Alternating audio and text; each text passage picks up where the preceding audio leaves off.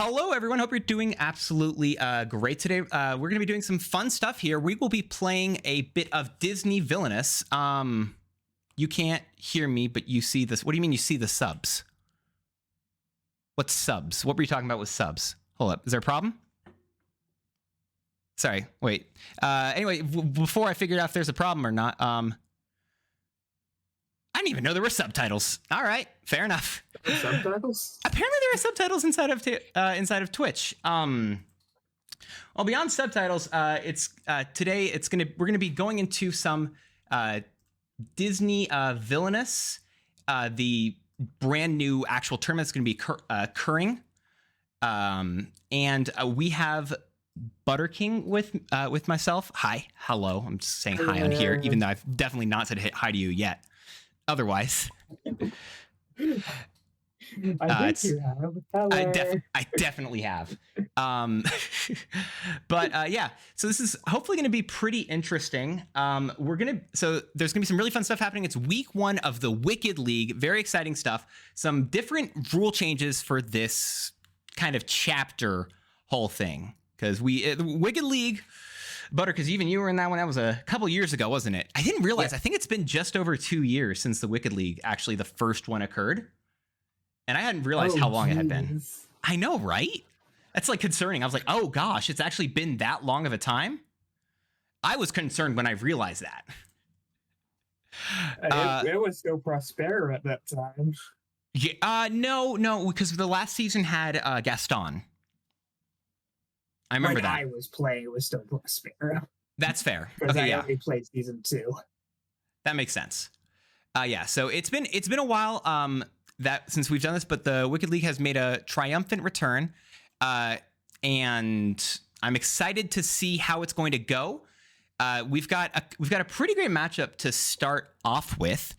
It'll be Metacross versus Lord Infinity. But one thing I want to do before we actually talk about the players and we get into the actual match, we're not going to take too long here. But I wanted to talk about the new rules for this season in terms of the actual how the gameplay is going to be working for each character or for each person. Butter, do you want to talk about a little bit of that about about the drafting in particular? Yeah. Instead of past normal seasons where everyone would pick the villain they want, at the start of the game, there's going to be a flop of 5 villains that people are going to be drafting from.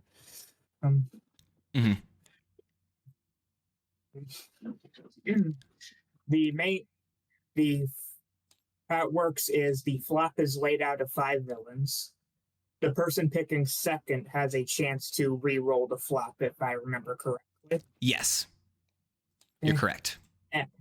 And after they make that choice, they pick one villain to take out of the flop. And then the first pick makes their pick, and then second makes theirs first, and second gets the last one. Yeah, it's going to be a bit different because we now have it where the players are going to be a lot more. Actually, it's weirdly limited in the choices of the villains they can actually play. We're not going to mirror matches will not be occurring. We will not have any of that stuff in here whatsoever. But I'm excited to see how it's actually going to be going. We'll talk a little bit more about how the actual drafting will be working once we get in here. But we can actually just jump into Tabletop Simulator and let them start going through everything and go just show us some gameplay, if that's all chill with everyone. All right, so we got Lord Infinity and Metacross right now. And they're going to, in just a second here, they're going to be rolling the player dice in order to decide who's going to take that pick order, either first pick or second pick, the first pick getting some advantages over others. We'll explain this again as everything actually occurs. And you guys can see below, you'll be able to see which villain is on which player is on which side, as well as, of course, the villain that they are actually playing. And then once they actually get a victory, once they actually win as a villain, you'll be able to see they have a little bit of a star. It's going to show up right there on the edge of the thing as well. Once they get 2 of them, that's winning 2 out of 3 of the matches. Also, their villains that they will actually be playing, they'll leave them up here. Up in this area for you guys to see right next to this timer. You guys can see which villains they haven't played yet and which ones they have. But it's overall going to be pretty straightforward. Butter, could you let them know that they are good to go, I think? Perfect. Thank you. But is there, because yeah, so what's going to happen here is they're going to roll the dice in order to figure out who's going to actually get the choice between first or second pick. But because there's a lot of different advantages for each of them, is there one of those two that you prefer? Do you prefer one of those advantages over the other? I think I prefer going first. So you prefer the first pick? Yeah. Okay. And Meta won the dice roll, so he's going to be able to choose whether he wants the first pick or second pick. So he's going to choose whether he's revealing the 5 characters or he's going to, or what is it? He gets to choose whether he's going to be going first or other things. We'll go through all that. So I think he is first pick here, so he's going to reveal 5 different villains. We'll see all this. And by the way, sorry if some of this stuff is going to be a little bit janky. I'm just figuring a lot of this actually, like, the way this is going to be looking out. Ooh. What is it? But we have Captain Hook, and that's either intro or the original, and they get to choose after. They get to choose afterwards, or as soon as the villain is chosen by one of them. Hades, Lotso, Madam Mim, and Yzma. I don't know if I hate. Would you reset this if you had this as your options? I don't know if I hate it. I would. You would? I actually might not. Because I feel like as a second player, all you do is you would just choose to maybe get rid of Hades, and then you go with it because it's not bad. Because it's it's kind of good with the characters in the spectrum. Yeah, this is. Yeah, it's probably a ban of Hades. Then the picks are going Mim, Hook, Yzma, Lotso. Yeah. So they're either going to second pick is going to choose to either keep these villains, in which case they immediately ban one, or they would ask for a reshuffle, in which case all of these villains will be in which case they will shuffle all of these villains back into the deck and find new ones, but they don't get another retry on it. I just wanted to let you know I forgot. I will. Sorry, hold up.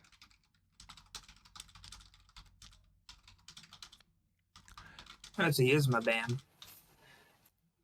Perfect. Oh wait, an Yzma ban, really? Yeah. Okay. Interesting. So I'm guessing that means that. So Lord Infinity is the chose second pick, or a second pick for this. Okay. Yeah. Okay, banning Yzma. I feel like Yzma could have done that, but it's their choice, of course. Yeah, they're probably going to end up having Hades now. Yeah, I'm a bit because Yzma's I don't think a strong villain, but she has the ability of the RNG of it all. I think she is pretty strong actually. I would say she's stronger. They could have, yeah, that's true. They could win games. Yeah, she can definitely win. Maybe they just didn't want to play as or against Yzma. That's a really good point. All right, what is it? But we do have Madam Mim confirmed by Metacross. I'm gonna have to swap these names around in the bottom, so forgive me for that. Yeah. And I'm guessing we're probably going to see an introduction to evil Captain Hook. Okay, and oh wait, hold on. Is that? Okay, let's see. He's going. Is Lord Infinity going? The new Captain Hook. Oh yeah, so it is intro Captain Hook. I'm gonna go ahead and just for the sake of it, I'm gonna pull this over here for them. Then. Yeah, so he's stuck with Hades. Taking lots of... Hey, it's exactly what I said was going to happen. Yeah, that's a little bit rougher for them, I think. Okay, I don't know. Personally don't know if I like this. If just for myself, I feel like that's a little bit of a struggle that Lord Infinity is going to be dealing with here. I don't know. I feel like I would have banned Yzma there because I think it's easier. But Hades is going to be struggling against Lotso and Madam Mim. Both of those are characters with very high fate pressure. Yeah, Hades is not going to be enjoying this. No, this is why one of the reasons I really do enjoy the new system, because it puts a lot of pressure on this first phase of it all. Like there's a lot more decision making to go in all of this. But now it's on Meta to decide who is going to be which character he's going to be starting off with, and he's starting off with Metacross, or sorry, not Metacross. He's Metacross will be starting off with Madam Mim. Okay. I need to make sure I fix this stuff correctly. On the bottom. Let's grab. And it seems like we are using the new Introduction to Evil rules. Yes. So we are using the new Introduction to Evil rules in terms of where villains are going to be starting and who's going to be starting with power. That is very true.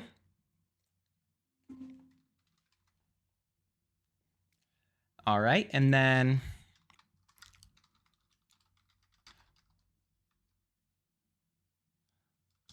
All right. And then Lord Infinity's got either the intro... either intro hook or Hades that he's going to be playing with here. Starting off with Hades, I don't know if this is a rough match immediately for Lord Infinity. It feels like. Honestly, this might just be the correct play. That's fair. Oh, well, why are you thinking the right play?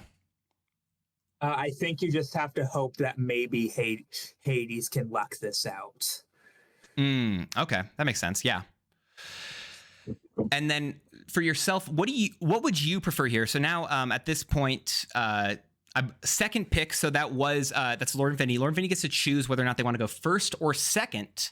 And second's got a little bit more of an upgraded mulligan than we had previously in the Wicked League. Second player is going to be able to choose any cards they don't want to in their hand, and they will put them to the side, draw back up to their hand size, and then shuffle up those cards back into the deck. So it's a bit of an upgraded mulligan compared to what we had in previous seasons, which feels very. I would not want to give Mim the mulligan here. No, I don't think the mulligan's it's a very strong ability. I feel like one of the things that has struggled in previous seasons is the second player feeling like they have a lot less choices, and it's honestly a lot worse. But due to the new drafting system and how important this first part of the game is, I don't know if it's that bad.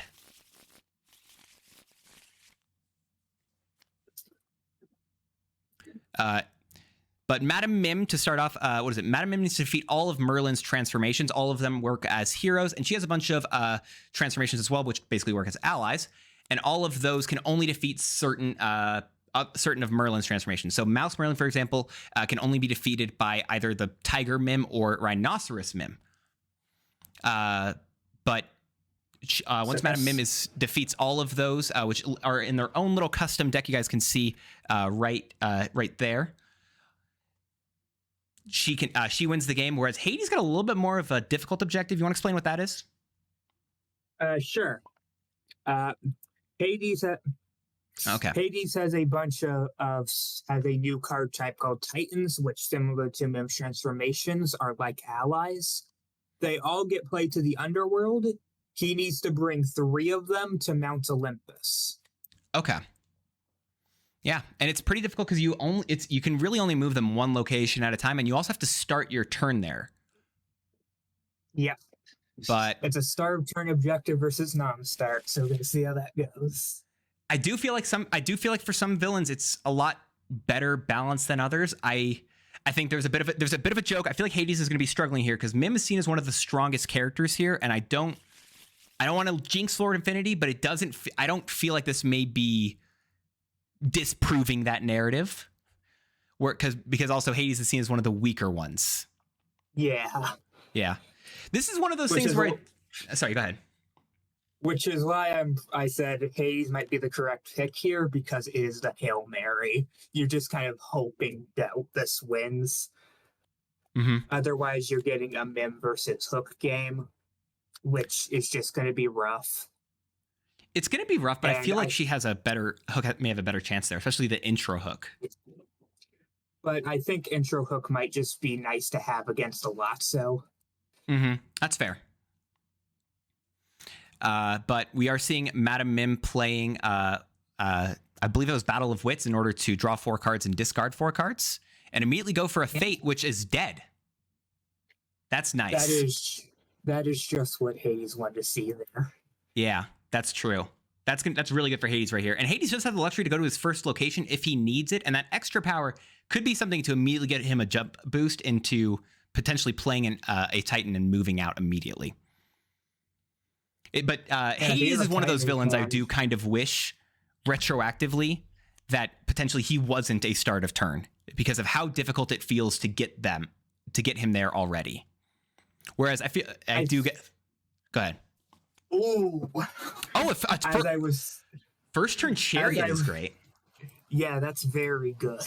Yeah. As I was saying, I think Hades is probably fine not start of turn because it's actually not that easy to stop him once he gets there. I feel like Infinity should have potentially swapped those order, because if he had played Panic first, who reduces the cost of all items, allies, and Titans if you're at Panic's location. If he had played Panic first, especially since he's leaving Panic there, he could have actually played the Chariot for one cheaper. Yeah. And the Chariot, by the way, at the end of your turn allows Hades to move to any other location on the board and perform one action at said new location. And he's grabbing just 2 more power for Hades. Totally fair. Oh, so we saw as big of house get played there, which we're going to see that a lot, I'm guessing. Yes, that is Madame Mim's condition, in which if another player gains 2 more power, Mim gains 2 power. One of the best power tools, I think, in Villainous, I would almost want to say. Oh, it is bonkers. It's very good. We have both Fox Mim and Crocodile Mim. I don't think either one of those can defeat Mouse Merlin, though. Yeah, neither of them is the Tiger Rhinoceros, as you said earlier. Isn't it Tiger or Rhinoceros, or am I missing it? Was I incorrect? It's Tiger or Rattlesnake. Oh, it's Rattlesnake. I messed that up. It's fine. Oh, no. Yeah, it's okay. But what is it? But each of them also, you'll notice Madame Mim has no Vanquish actions on her board herself. Each of those Vanquish actions are actually on the card. So she needs to be at the transformations location for it to work. And Hades getting Argies out. But also big as a house. As big as a house. Yep, that's right. Yep. Which this is actually kind of funny. He got big as a house because the gain 1 and then the gain 1 from Argus. Yeah, that works. Yep, it's not 2 power at the same time. It's 2 total power throughout the turn. So that play right there by Madame Mim is totally fair. It's a good play. It's also fun to see because you don't typically see power gain broken up like that as often, and that's always a fun one to look at. But also, Argus as a first Titan is so good for Hades. Yeah, and next turn, as long as a fate doesn't, that top move doesn't covered, he has Chariot bring Argus right away to Mount Olympus. True. Yeah. Ooh, okay, and went with a Bird Arthur. Got rid of I'll make a rules. That's a good hit. Yeah. I'll make the rules, by the way, is a 4-cost card that just gets rid of a single any Merlin transformation. But hey, Brian Drums, hope you're doing well. We got some Wicked League chapter 2, season 1.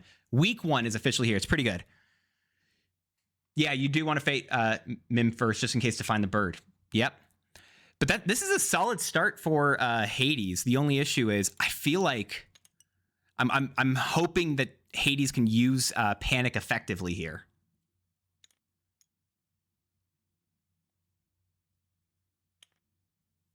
Mim going over to the woods or the cottage?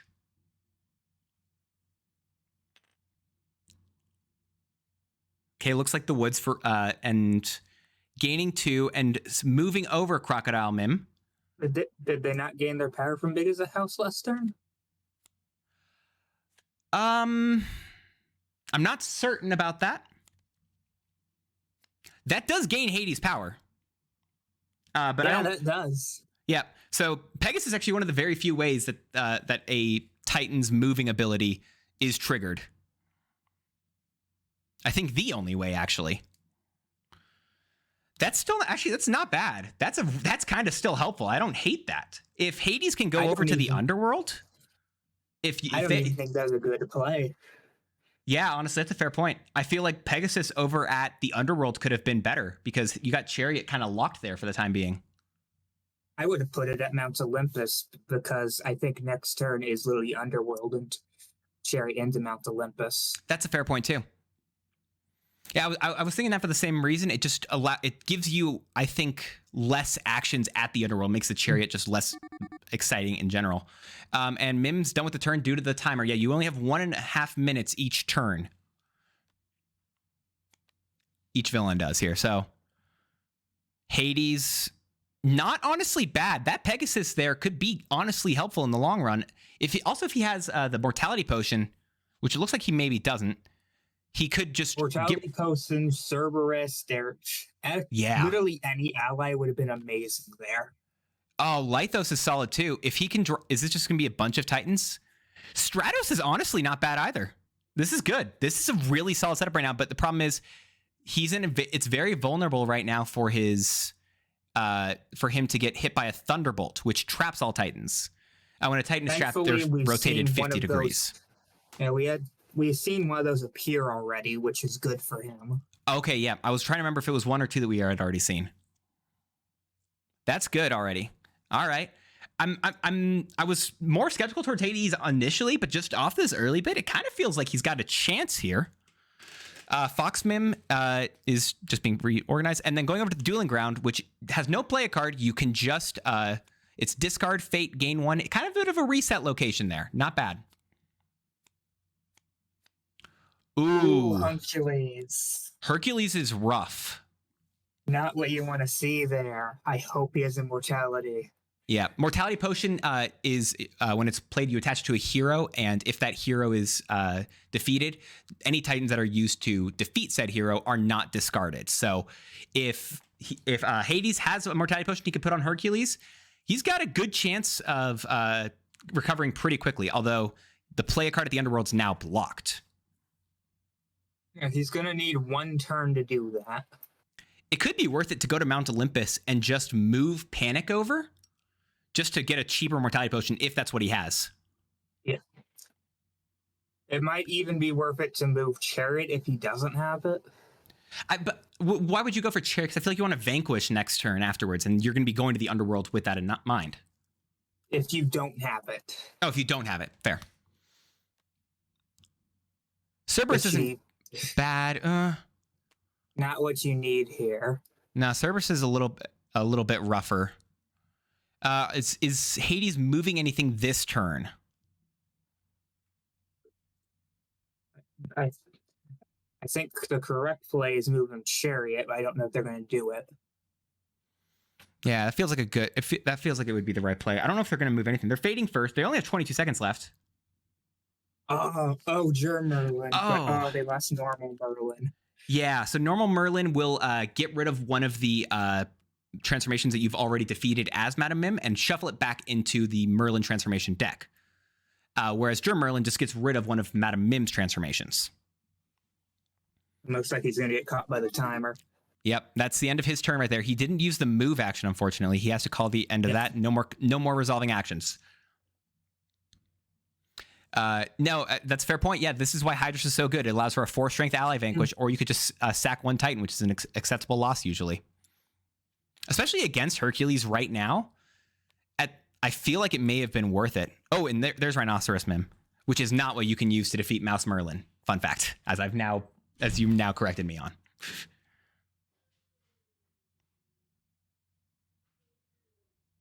Give me a second. I'll be right back. Can you talk to me for a moment? Yeah. With normal Merlin gone, it's going to be very good for Madam Mim, especially setting up this machine gun transformations ready. It's going to be very scary for Hades at this point.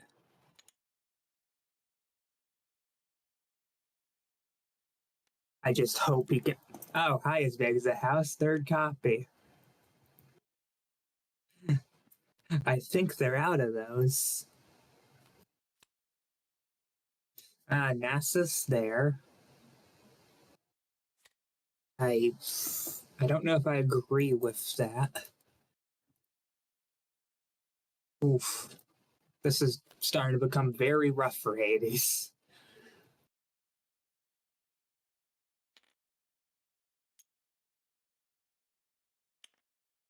All right, sorry about that. What did I just miss? Not a whole lot. Okay. One of Min problems I is think it we're feels seeing our first Mim kill. okay. Yep. As soon as one of the, by the way, transformations is defeated, another transformation is played at that point, and you don't have to use the Vanquish action that that one transformation provides. For example, you can see that she used Crocodile Mim's transformation Vanquish action in order to defeat them. And now he's moving the Rhino Mim over to use Elephant Mim to vanquish Walrus. That's a really good play. Now Rhinoceros Mim is there. Now they've used both those Vanquish actions, but they're gonna move with the Move Hero action to move Crab Merlin over there. I think, or not. And then next turn they could move to Woods in order to move Croc Mim over to kill the crab. Yep. That's a really Mim's got a really solid hand right there. Hades hasn't had another Fate go against him, but it looks like they're not moving. I wonder. Okay, they're not moving it. Maybe they want to be able to try to chain more of them together. Yeah. Okay, makes sense. Or maybe they're probably truly worried about a movement card coming out right now, since that's like all that's in the Fate deck.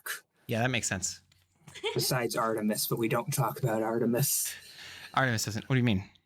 Artemis doesn't exist. Thank you. Sorry, give me a second. Urban wants to know what's in it. You can explain to him. Sorry, I'm trying to. Give me a second, okay? I love you.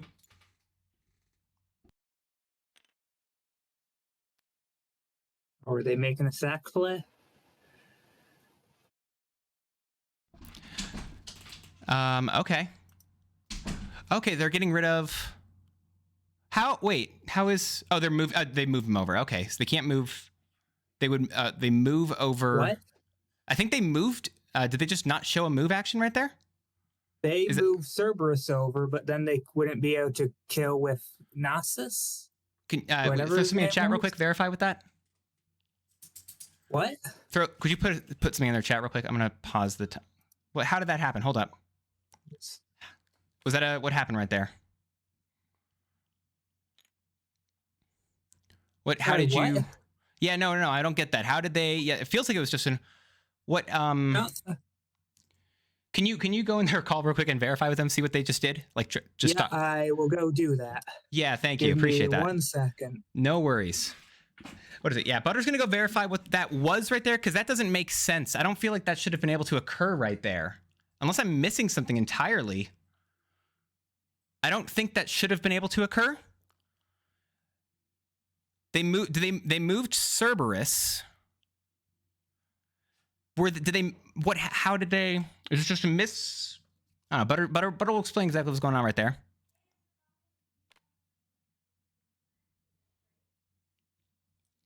Okay. This is the fun part. This is part of the reason why it's very helpful to make sure we're talking about this with people. Yeah, Cerberus actually now allows all allies at his location. It could have been a thing where they thought all allies at Cerberus's location can defeat. It was, in fact, not a legal vanquish. Makes sense. Okay, that makes a lot more sense then. Make sure that they keep. I'm going to put that back in their hand right there because that should be in their hand. I'm going to restart this timer for their turn. Enough. Yeah, I feel like that was a little bit of a misplay right there. Figuring out what exactly they're going to do instead of that then. Where that only one Fate card appeared.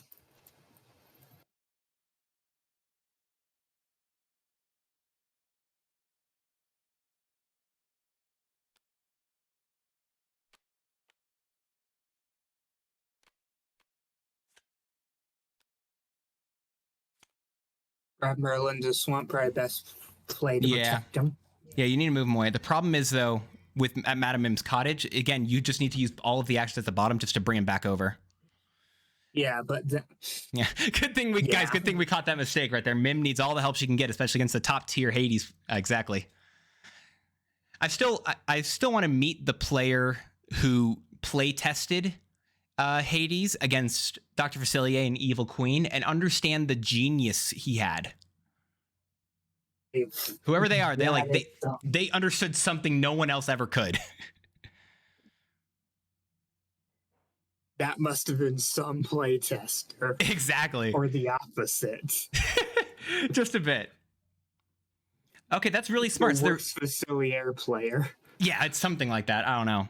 But I like this play a lot right here because they're setting up both Crocodile and Chicken Mim over at Madame Mim's cottage to use, to use one of them for the Vanquish action and hope that when they move over, after Crab Merlin's defeated, they can use one of those to just move it over and use the other's Vanquish action. Although losing the Chariot sucks here. That's rough. Yeah. As much as I hate to call games early, I do think this is already a Hades loss. After that, after the mistake there, I feel like it may be a bit of a. It's going to be rough to get it back for Hades. I hope to see it, but it's going to be difficult to get that back. I don't. Is he just fully? I wonder if he's just fully saving right now for, or just fully searching for the mortality potion. Is that all he's doing right now? I don't know. Probably. I think he was confused for a second about how few cards was in that fate deck. Yeah, just for a moment. Yeah, half of the fate cards inside of Madame Mim's deck are actually inside of Merlin's transformation deck. Yeah. I'm hoping he just goes to cottage, kill crab. Yeah, it doesn't change as much here. It prevents them from going to dueling ground to do it, making sure they don't fade. Mm-hmm. It does mean also I don't think they can chain vanquishes, which is still good. Yeah. Spending. Oh, whoa! Or they can just do that. All right, I'll make the rules. Yeah, defeat any Merlin transformation. That works too. Unfortunately, Rabbit Merlin doesn't matter. That's the one they discarded early on. Yeah. That's where I feel. Oh, that could come back to bite Madame Mim because that. What is it? Rabbit Merlin is the perfect place for I'll make the rules. And if they did that in reverse, that would have been absurd. Yeah.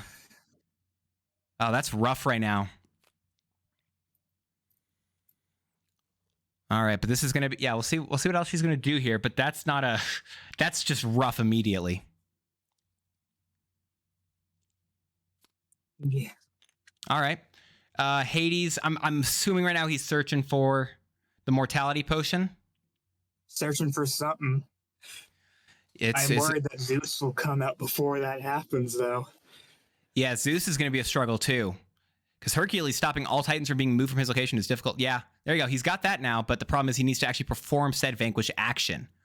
One of the difficulties, I think, with Hades is just the weakness of his realm. The vanquish location is rough. It's important to point out, there's still lightning bolts in there. They're in that fate deck that would absolutely mess them up.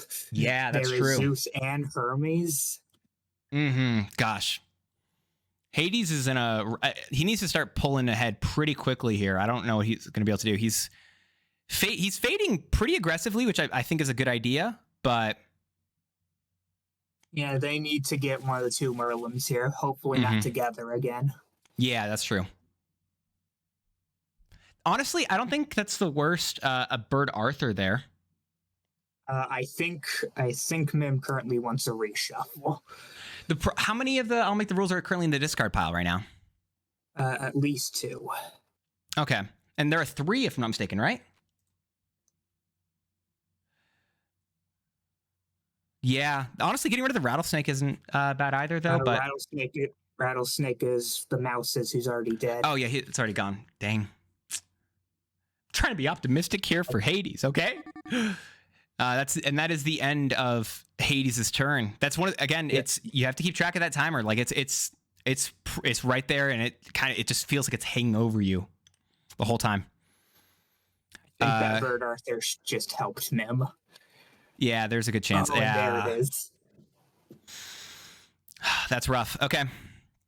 Goat Merlin, Purple Dragon. Okay, here's the thing. So with a this could be actually somewhat helpful for Hades here. If Goat Merlin gets defeated, then Hades can trigger Rage, which is a condition that when a hero with a strength 3 or more is defeated, you may move a hero to any other location. Ooh. But there's Lightning Bolt. How many of those has he discarded how many of those are in his discard pile? I'm gonna just verify that. There's only discarded one. Yeah. Okay. But he doesn't have a lot of power right now. True. So Yes. it's his entire turn to fix that problem. Yeah, trapped titans, by the way, you can tell they're rotated 9 degrees. They cannot be used to vanquish, they cannot be moved, and they cannot be and they cannot count towards the win condition that Hades needs. Very difficult. Do you think that Hades has the most oppressive fate deck in the game? No. Do you think Scar? Yes. Hakuna Matata. That's fair. Yeah, Hakuna Matata's nightmare. It means worry. It does mean worries. It definitely does mean some worries there. Okay, going just back for another fate. You have to discard. You need to. I don't even know what you're digging for here. I think you're just trying to fate. Yeah. What is This it? might just be a desperation. Uh-huh. I'm confused of why he played Nessus over to Thebes in the first place. That was just a mistake. Was it? It goes back to the Cerberus mistake, which is unfortunate then. Yep. Mm-hmm.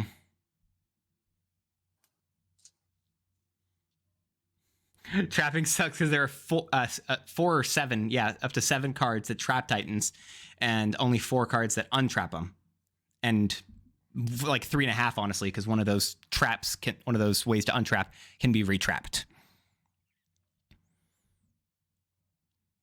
But she doesn't even have that one out. Nope. Yeah, and you don't have a way to move it. You need to finish up your timers again. Timers coming back down. You need to do something. Play it. It's at 0, but they can finish the action. Mm-hmm. Which thankfully I think was literally it. Yeah.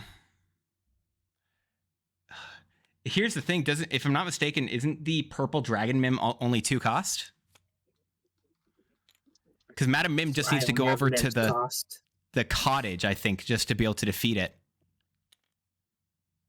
Am I right? Yeah. Yep. Oh, that's rough. Yep, using Rhinoceros Mim is the safest bet because you do know that one's... Actually, is it better to use Crocodile Merlin there? Or Crocodile Mim? Yeah, it was better to use Crocodile Mim because then you could have moved it over. Yep, that was a mistake. Yeah. Oh, wait. Oh, never mind. Or they can just do that. Never mind. They're fine. They're fine. Oh, and Caterpillar Merlin is the very last one. That's game next turn. Next turn, yeah. They could have. I think they could have actually won on this turn if they had used Rhinoceros Mim instead. Yep, moving that over. Or so was it if they win no matter what? Right? Am I right about that? If they used Crocodile Mim's Vanquish action, they could have won this turn. I think. Move that over. It would have been a lot. Mm-hmm. I don't know how you do the crap. Oh, that's exactly what you need right there. It is random, so you don't get to choose. So Merlin does take a random one of those and shuffles it back into the deck. It's going to be the only one left in the deck. You just hope it's not Crab. Yeah, Crab would be the worst one for it all. But we'll see. We'll technically know by process of elimination, but without actually. Wait, what are they? What? What? Oh, they're just doing process of elimination. It's fine. Yeah. They would have been able to tell. Was that Goat again? I wasn't paying attention. Yeah, that was Goat. Okay, yeah, Goat. So Goat Merlin, which again you do need to get that. What is it? You do need that one back, but I don't know how many. Can you verify how many of the of what is it? Madam Mim's just defeated any of them card are there? I think they played all of them. Are there all even in though this a card? reshuffle is about to happen? Yeah, reshuffle's about to happen, which is going to be fine for Madam Mim, but yeah, Mim not being Mim is already very strong with that. Are they not? What are they not doing that? What are they doing? I don't know why you wouldn't. They're playing. They want to play a card first, I think. I see. Oh, okay. They don't, because they don't want the chicken min back.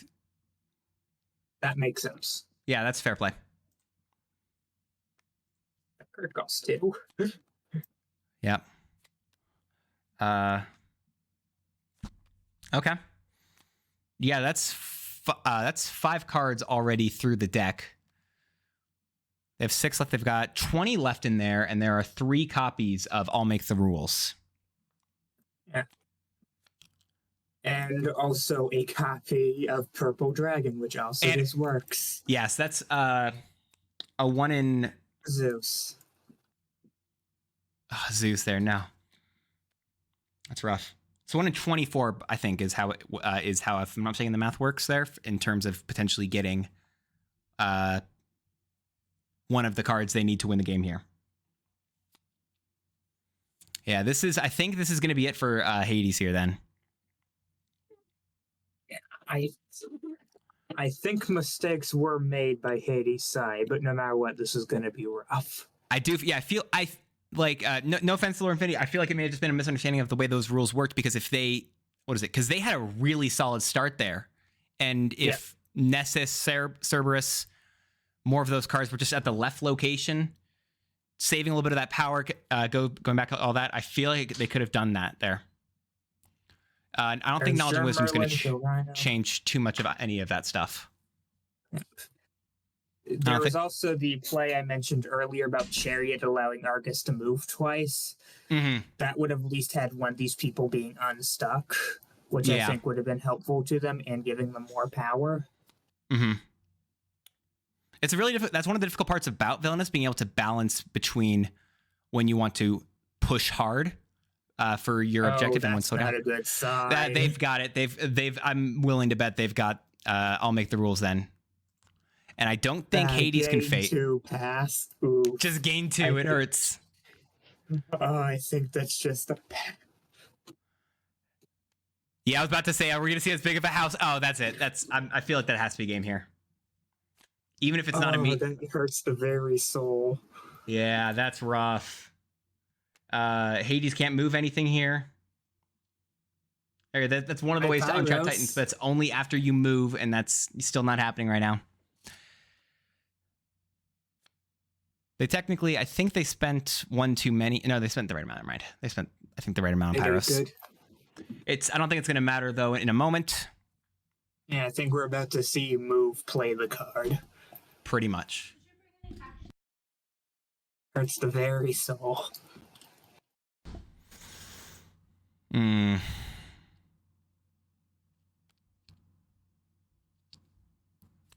Yeah, I feel I don't know what Hades can do here to save it. Let's see what he's gonna do in a moment. Right. Yeah. Other than that, he's playing a. I don't know how much is gonna matter, but we'll make sure we do rulings correctly. I think he's just playing a card potentially from his hand for free, or one of his allies or items. I think he's got. Oh, he didn't drop at the end of his turn. He's fixing that. I think Meta knows is kind of just, it doesn't change much here. I don't know if Lord Infinity realizes. Hey, Hydra's great there. You know what? A little too late, but you got it still. I think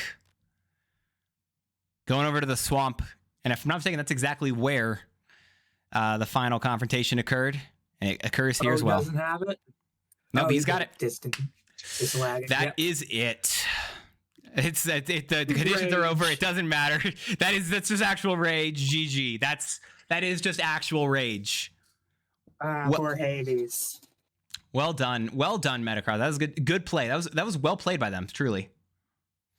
That was really effective. Like that. It's Madam Mim's a very good character. I feel like this goes back into a lot of stuff we were saying before in the draft. I feel like this matchup was a lot more counterable with Yzma, and if potentially Yzma was banned, or it was Hades was banned instead of Yzma, it would have been better, because that's one of the benefits of the draft. You don't go for the best. You don't always just ban the best villain. You don't always ban whatever is going to be the strongest. You typically try to ban the villain that is going to be the most problematic in the matchup in that situation. Usually you can pretty easily tell what your opponent's going to be picking. Mm-hmm. And especially first pick, is probably just going to be who is the strongest. Yeah. There's also next. Yeah, there's also times in which like it's going to be lots. What is it? What were you saying? Sorry. It looks like next is going to be Lotso versus who? I'm not certain. TTS is great, so if you delete one of them, just ignore it. Don't worry. Don't worry, just ignore it.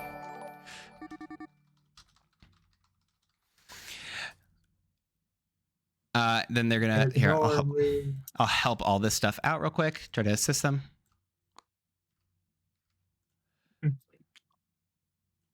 There you go. All right, but yeah, so we do only have Lotso here against.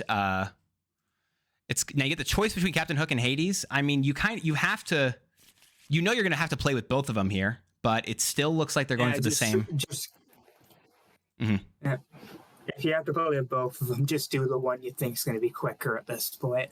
Yeah, because you want to get at least a win on the board. Yep. But Lotso, again, a very simple objective here. You just need to have 4 heroes with 0 strength at the Caterpillar room, and you do use strength tokens for Lotso. And hey, wonderful, hope you're doing well. And Captain Hook's changed a little bit with the introduction to Evil version. You mind filling everyone in on what was happening with that? Yep.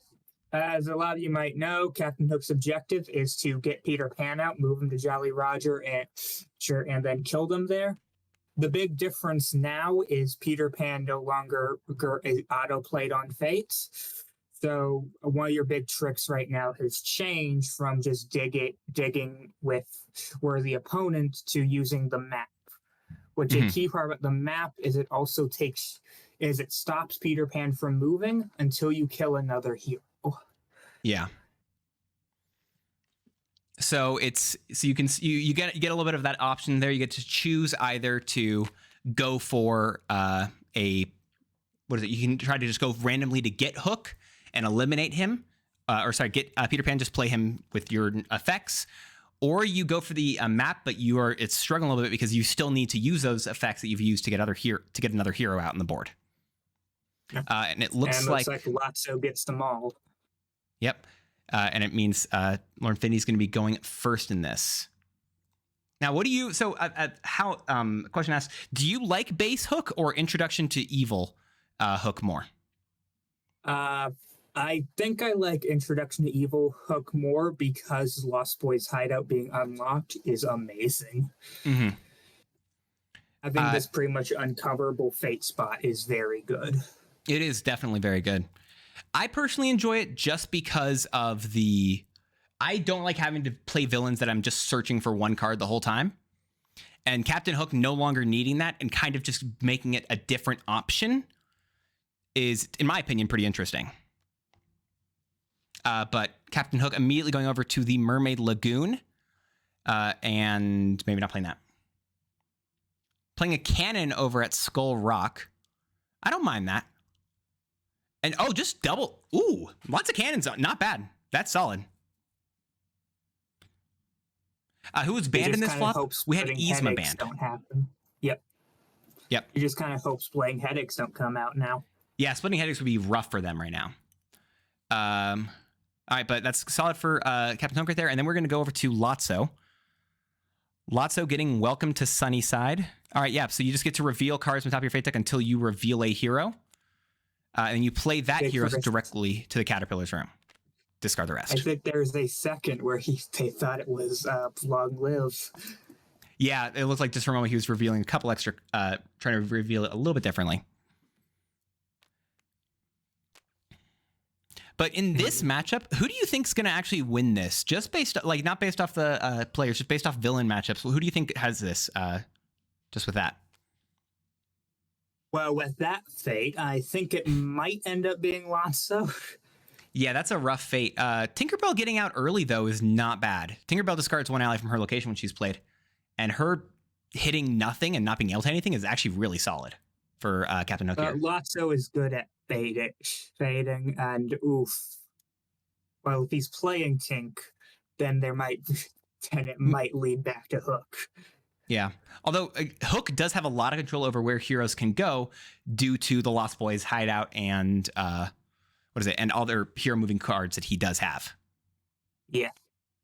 So this isn't bad for Hook at all. I personally would have preferred, I think, splitting Headache, honestly. Oh, absolutely. Tink is not the play here. Yeah. Next turn, Hook goes to hideout, move Tink over, and then next turn, all you need is any pirate to kill her. Yeah. No, exactly that. Yeah, you've got a lot of options here as Hook. And you have Ham right now over at the Caterpillar room. In addition, by the way, for lots of needing to right now. Let's see. Have an ally with a strength of 3 or more. Oh, double cunning is rough. Yeah, that makes sense to why he's going there right now. Hey, Chaos, if you're doing well. It is a bit difficult. Commit tax fraud. I don't know what you're hoping for here. At being Not commentated that. by Butter, hearing that was not the play. Ooh. No, whoa, wait. Oh, gosh, this is rough. That is not what you want here. No, that's not what you want at all. I guess you just have to hope they don't have a hero mover right away. I will say it's not. I don't think it's going to be as bad for Hook here due to the fact that Lotso has so many of his fate cards that hurt so aggressively. And so the problem is Lotso. One of the tricks of Lotso is he can ignore a lot of his fate cards by playing a certain way. Mm-hmm. I do not know if Metacross knows that way. Yeah. Yeah, true. 50-50 for Rex to be out last, and Rex is Rex being out early is rough. I think that was the right play though, especially if you have 2 Cunnings. I don't know if he had other allies, but they Cunnings did change from, again, the worst takes it all Hook. He only needs an ally with a strength of 3 or more, so Big Baby does trigger it. Which is funny because it would have triggered. Yep, it would have been a free card there. Spending 2 for it. And I don't know if going to Lost Boys for it is correct, but fair enough. Wanting to make sure you have your Skull Rock free is not, I don't think, a bad idea here. Next turn, you get to go to Skull Rock boarding party kill. Yeah, exactly. Because it's also what you need to... I think he just wants to discard now. Ooh. Rex is good. You want Rex at... Rex just needs to go to Caterpillar room, right? Like, that's just the play. Yeah. Yeah. Because Rex, how he works is... I don't know if I like him at the library as much because you can just move Jesse away. Library, boy. Oh, no. Oh, I don't like that. Oh, he went for it. Okay. Because, Rex cannot lose strength and cannot be vanquished if there is another hero at his location. And heroes continually will get moved to the Caterpillar room. So if I would say if the library was played, or was it Rex plays to the library, would have been very difficult because then Jesse just moves away and you can still just bring Rex down. When you, Lotso has a unique rule as well that we haven't covered yet. When you vanquish a hero, they're not discarded. The hero just goes down to 0 strength. So it's a very important distinction as well. Watson needs to dig for stretch. Also, as Lay pointed out in chat, Woody being played is also very good. Because Woody, I think it lets you move pretty much just all heroes. Yeah, I think it's all in the Caterpillar room. I might be wrong about that. It could be, yeah. My knowledge about Lotso is a bit rusty. That's fair. Honestly, what is it? Overall, I think after I don't think I've played much competitive in a hot second, so it's not been bad. There was a time in which I say Peter Pan, oh, that's really bad for Lotso here, but Peter Pan's just discarded. And so that kind of change has kept Hook's objective to being like, I feel like he just needs, at this point, he needs to choose to get the Neverland map here. Yeah, goal has changed to map. Yeah. If he honestly, if he has map, a great turn, Mermaid Lagoon, play map, vanquish Tinkerbell, and then immediately get rid of the map. Yep. If he doesn't, Sorry, go ahead. If he doesn't, there's actually a very good chance he's got to kill both these heroes. Yep, exactly. But you might want to keep one of them alive for map. Potential. Yeah, no, I think you do. Preferably tank. Yeah, I think you want one of them around just to have a second of leaving it.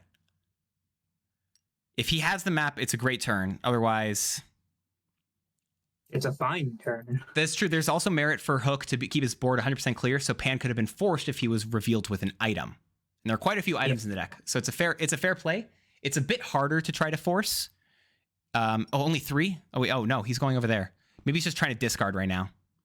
Or honestly, not bad. You want to keep keeping your board clear is very good. I don't disagree with that play. If you don't, especially if you don't have the Neverland map, I think it's great. And also because Hook's case provides a gain 1 power action to that location. That's amazing. Yeah, it's also good just to deal with taunts ahead of time. Mm-hmm. True. Give them a scare is very effective right there, and then we go for the claw, which is pretty. Andy's looking for us is pretty solid. That's good. That is amazing. So the claw only works on a hero with 0 strength. However, Andy's looking for us gives all heroes with 1 or more strength. Oh, is it +2 strength? It is wow, +2 strength. that's really solid. That is the one card that Lasso cannot avoid. No, that's rough. That's a good play. That's really solid for Hades, or not Hades, sorry, for Captain Hook here. Yep, that stops a lot of Lasso's big combos. I think if one more happens, I don't know the combos on top of my head. I think there's only one of them though, right? If I'm not mistaken, like one Andy's looking for us. It's 1 or 2. Yeah, and Jesse's getting moved over there as well. Yeah, more fates. There's going to be a lot of those this game. And it looks like Woody's coming. Hey, I was right. Yeah. So you may move all heroes from the Caterpillar room to any other location. Is that what's supposed to be happening here? It's a May. And this is from Big Baby, so they're not doing it. The only reason I think you might want to is just because of Rex. Yeah, that is a consideration, but is all. Mm-hmm. Yeah, here. Let's see. Pixie Dust and Taunt. Or Taunt. That's solid. Those are both honestly fine right here. Yep. Considering I have to go for the map, I'd probably Pixie Dust. Mm-hmm. Taunt's not going to matter because Captain Hook will defeat a different hero beforehand.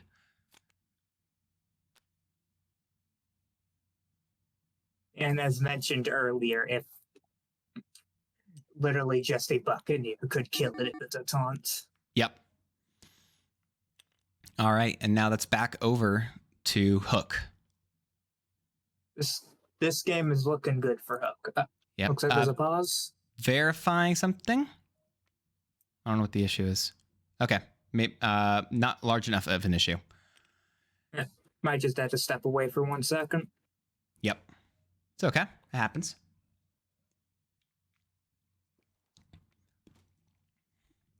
Yeah, just getting because you know you need to get rid of Tinkerbell at a point. You want to at this point you want to wait until you can get the map. But if you can set yourself up for it, you're going to do great here. Yeah. Oh, I do find Spanish mode. Oh, there you go. That's good. Do you want to get rid of? It's just Spanish. Yeah, I don't feel like there's a reason. I don't feel like you want to really get rid of Big Baby here. Yeah, I think all of the allies. I think all the heroes are out, unless I'm crazy. Yep. There are only 4 heroes. Yeah, there's a much larger Toy Story ensemble. Looks like meta's crashing. Ooh, meta might be crashing. Would you? I'm gonna flip over his hand just in case. Yeah, I think he may have just crashed. Let me pause the timer. Hold up. Meta just may have crashed right there, so he will be back in just a second here. We'll wait until he's ready. But right here, I will say this: I think Hook just needs to be utilizing the Jolly Roger. He moved Tinkerbell over to Mermaid Lagoon. Not this turn. But what is it? No, I'm saying in the past you did. Yeah. And so I feel like at this point he needs to. I feel like he maybe should have moved Tinkerbell over to Jolly Roger, or else you utilize it. Would you go in there and verify and just explain to him what we do here? Just because he asked for that. For what? Lord Infinity just said, "Remind me the process from here." For what? Just when someone disconnects. I don't have that memorized. Fair. All right, I got you. Give me a second.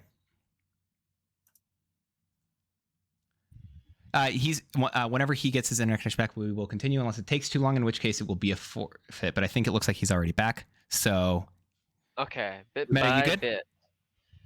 Yeah, I have connected finally. Let me bring the server. okay. Okay. You're good.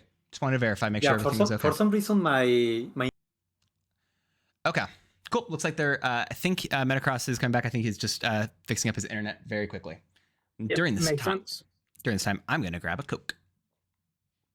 Well, I already have it. I'm just gonna open it. I think he's just, and I think Lotso's just currently reorganizing what he wants. I think Lord Infinity already knows what he's doing, so it's probably going to be do the thing, then pass.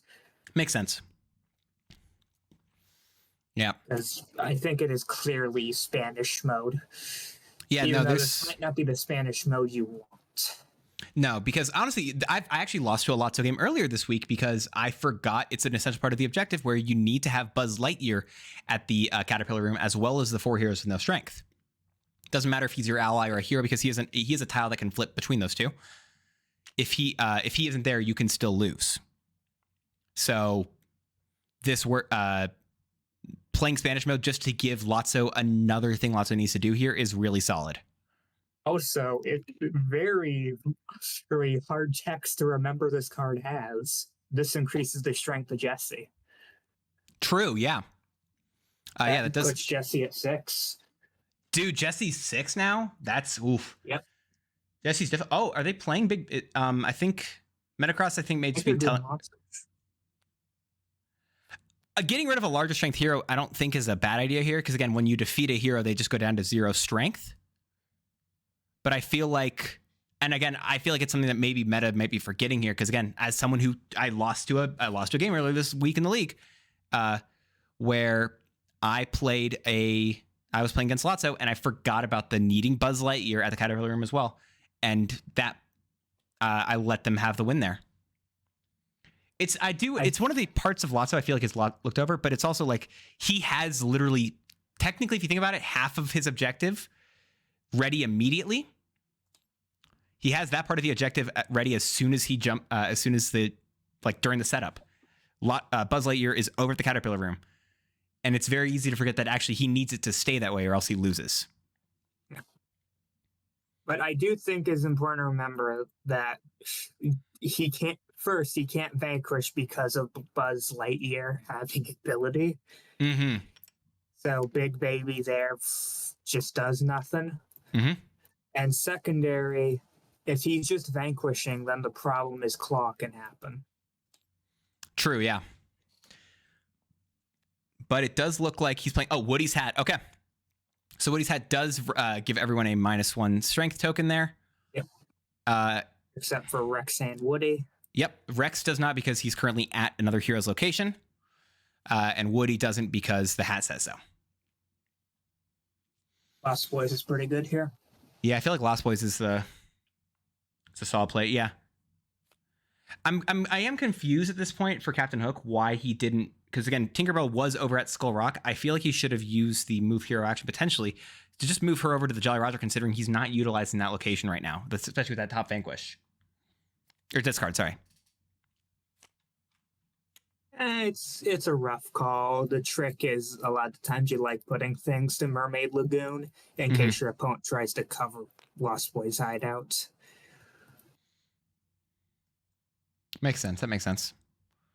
Which there was a world where Lotso tried that this turn. Ooh, something snapped. Okay. You move Woody over to the Caterpillar Room. Fair play. Now, I would be concerned in some places, but again, he can't lose. What is it?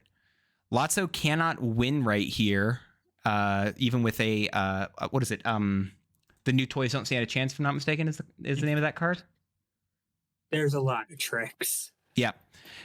But what is it? Yeah, because Rex not being able to lose strength if other heroes are at his location is really going to be essential for also here. Spanish mode. Ooh, and this is These and this are is the better both. Spanish. These are both actually solid though. I think these are both really good. Am I wrong? Yeah, these are both pretty good. Personally, I might do Spanish mode just because it also buffs up Jesse. And it's the Spanish mode for the playground, because Spanish mode either puts there's one that puts him at the Tri-County landfill and one that puts him at the playground. So having that over at the playground, blocking that, making that bottom fate a lot less enjoyable is fair play. But again, honestly, one way out is pretty solid too, as long as you, I think, what is it? I think that's a pretty solid play still too. I feel like as long as Rex is going to stay there. Yeah, Buzz would not get moved back with something snapped there because Buzz is a guardian, not a hero. If Lotso has the hero movement effect, I think it's very good for him right now. Mm-hmm. Yeah. If he does that, he would just play it. I think it's just 2 power, which he may actually have. Yeah. Nope. Oh, it's instead stretch. Which I think he's going to activate stretch to get Rex out of there to deal with the problem. Yeah, that's a good play. All right, and then Rex would lose the 1 strength due to what he's at. He hadn't lost it yet. Yeah. And you do keep all strength changes in mind with strength tokens for Lotso, including these innate ones, which can be a bit confusing at times for players. There's a lot of specific ways it goes, but they're doing fine thus far. What do they play here? Move over the Lost Boys potentially? Yep. Do they have? They really need to get that Neverland map right now. Yep. Good Having play. I actually don't mind it there as well, because again, if another Pixie Dust gets stuck onto Tinkerbell, then you're in another rough spot. Yeah. So I think it's a good play either way. I like it there, especially because if you have the map, you can go to Skull Rock next turn, kill something, and then you're just ready. Mm-hmm. And this is one of the reasons why, even though Lotso is, I think, a much a strong character, again, he has a very rough deck as well. That you mentioned though he can play around. Sorry, were you saying something and I talked over? That's playground Spanish mode. That's solid. That's good. Yep. And Jesse also gets the 1 strength. Yep. Throw that in there and make sure they understand that. They don't miss that part.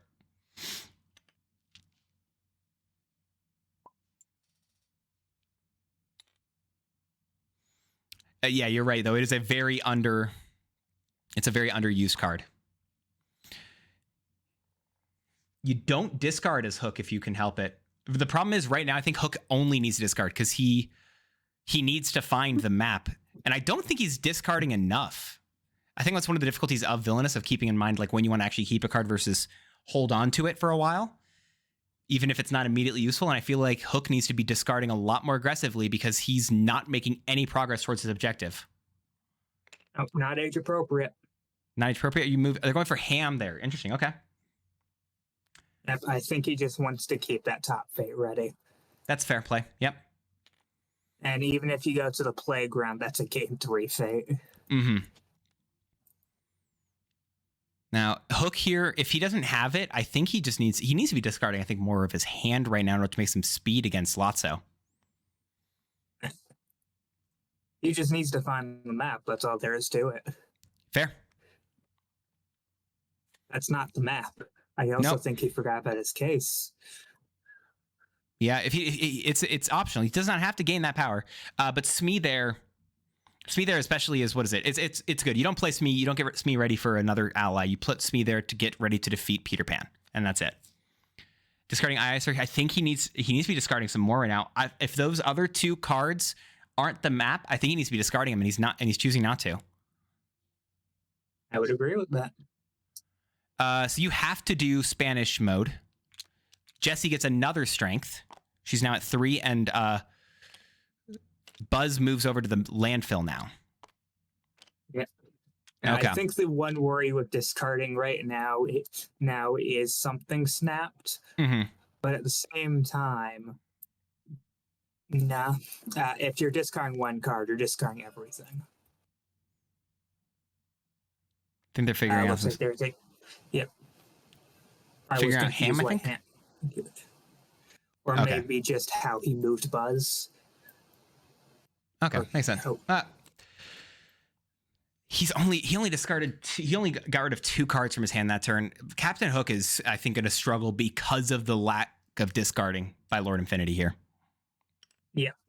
I think if he discards heavily enough right now, he is very ahead.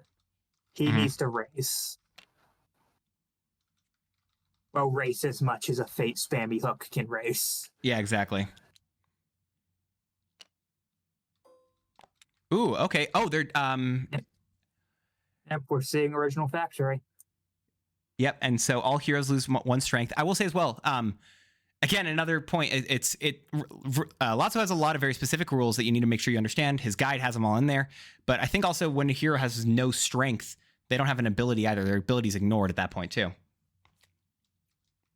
But then Lost Boy's there, which is just going to move back into the lagoon.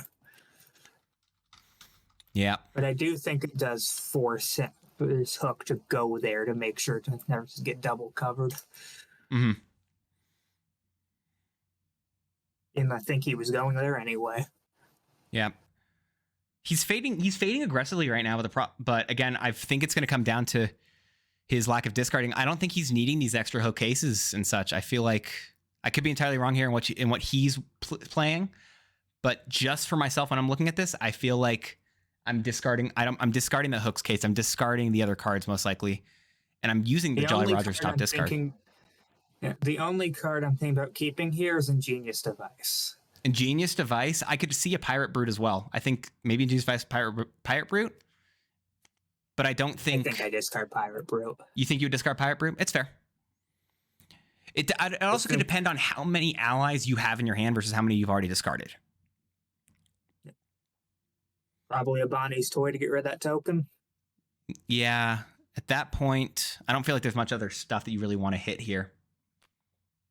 Yeah, like Locket, I guess we put Spanish mode back in, but I think that's about all you care about right now. Yeah. Mm-hmm. I guess it would be nice to have Spanish mode back in there.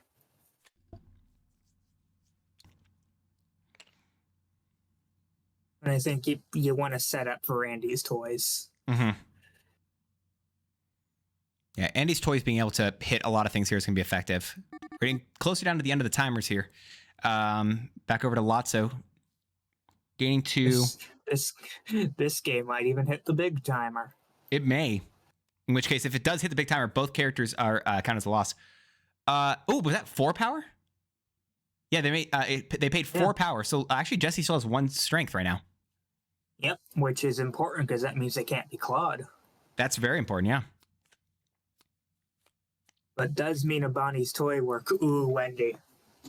There you go. Wendy's rough here. One of the things you might notice about Hook is that every single one of his allies will only have strengths in strengths of 2.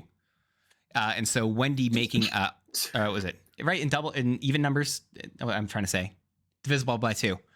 And so Wendy giving everyone +1 strength means means 2 more strength than allies need to be used, which is very difficult.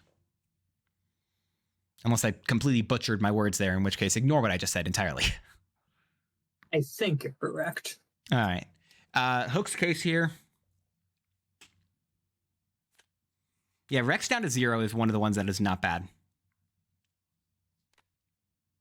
I think Rex down to 0 is potentially the only one that's like, he's the one that stops you from kind of letting everything just sit and not lose any strength until last second. Rex is the one who forces that. One way out, move a hero in the Caterpillar room to any other location. Yeah, fair play. Stop Rex from losing strength. I might have tried to stop the fading a bit, but I do think that play makes sense. Yeah. Which means Lotso needs not age appropriate. Like that. There you go. So I wasn't going to be able to stop him much either way. I guess he could have, if he had played over if he had moved Ham to the playground instead, it could have potentially changed that up, but I don't think it was going to be that much.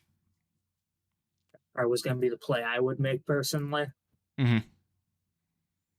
Because was he at the library beforehand? Yeah. Yeah, so it would have forced him. He would have gained less power this turn. He would have been at the cap of him. Probably would have potentially gone better for him in the long run. Because it looks like he had no power left. So, TikTok is going to be rough. You play TikTok over to the Lost Boys hideout.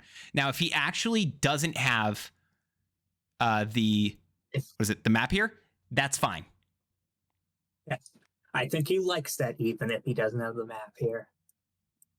If he does have Even the map, though- then he goes to Jolly Roger and he problem- plays, right?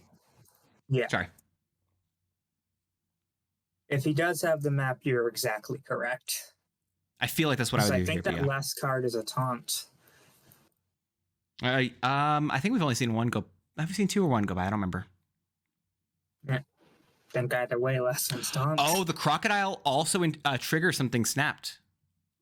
That's Which a fair play. I don't think he wants to trigger something snapped right now because Rex has one strength. All right, see, he's going. Does he actually? Wait, hold So on. Does he must have the map? I would hope he has the map here. I don't. Infinity, you have the map. Please, right? please tell me you have the map here. You know what? I was going to question I don't hate it. I was going to question it, but never mind. I'm good. I like that play. Solid play. That's.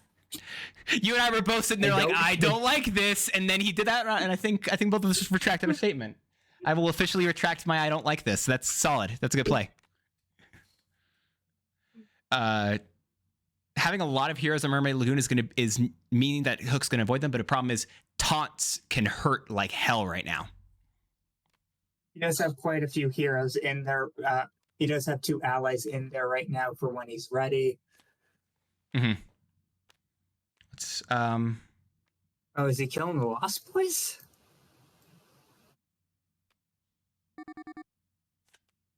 He's killing the Lost Boys. Okay. I don't know if I agree with that. Here's the thing. I don't mind getting rid of extra heroes here at all. I feel like you should have gotten rid of TikTok potentially, though. Because I think TikTok was going to hurt long term. I think my problem with that is you want to wait for a taunt. It's fair. The reason I might argue against it, actually, I think you should argue for maybe even killing Tinkerbell here, is the problem that the less cards you have in the Fate deck, the more likely you are to get hit with a taunt in the future. Got to remember that, there's going to be less cards going to be cycling through here. So I don't mind getting rid of those heroes for that, but I think you maybe should have gone for either,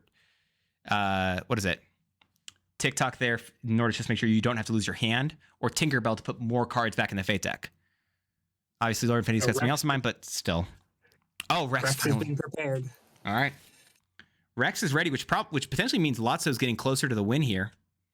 Taunt here doesn't matter, I don't think, as much here, because Hook's going to take out someone else first anyway. Well, the trick is you're picking who they're chewing first. Mm-hmm. And with this, they're forcing Lost Boys, also meaning he has to use 2 allies. Mm-hmm. When before he might have wanted to do Wendy. I'll move it over for you guys so you guys can see it a little bit easier here. Which I'm guessing Wendy's getting added to the sack. Yeah, that makes sense. He can gain. Did he already gain his power from this location? Yeah. Okay.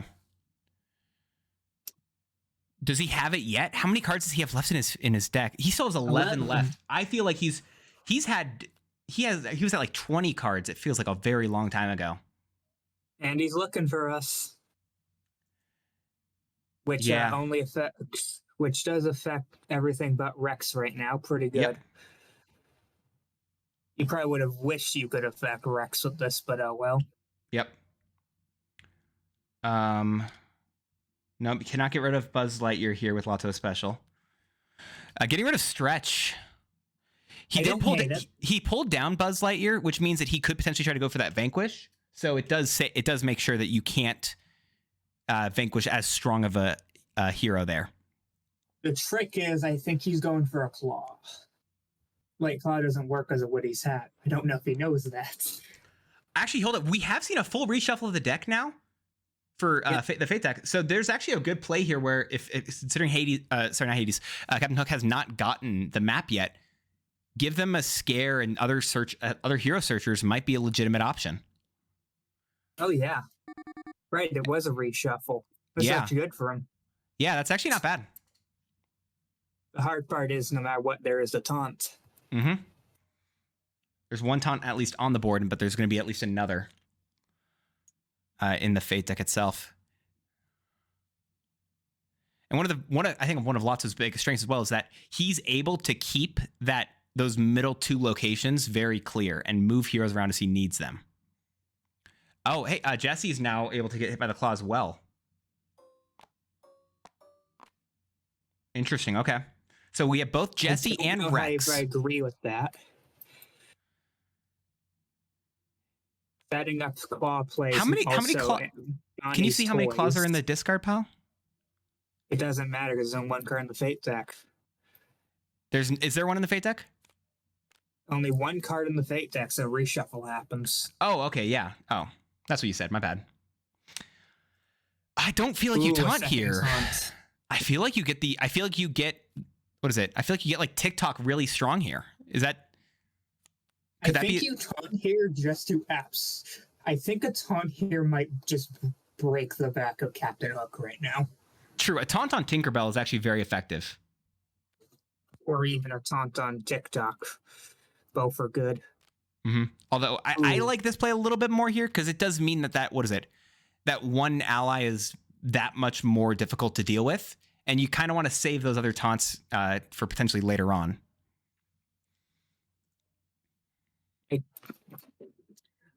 I guess that does make Lost Boys a little bit harder because of Wendy. If Wendy didn't exist, right? If Wendy didn't exist, I don't think I would have liked it as much. Yeah, but Wendy, of course, again goes into that +1 where we have all the positive, the even and odd numbers. We already talked about that stuff.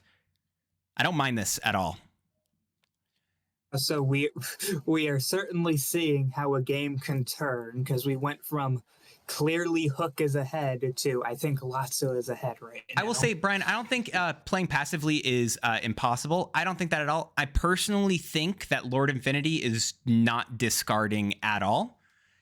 He was at 15 cards left in his deck when there were 20 minutes left on the big timer up here in the top left. He's gone through 5 cards in his villain deck in the last few minutes, and so I personally don't think it's a thing about not being able to play it passively or not. Oh, we do get Claw. Was that the first card he revealed on the shuffle? I don't know. Might have been. Bonnie's Toys would have also been nice. So Bonnie's Toys and Rex should have been shuffled back into the Fate deck here. I'm gonna pause real quick. Hold it. Let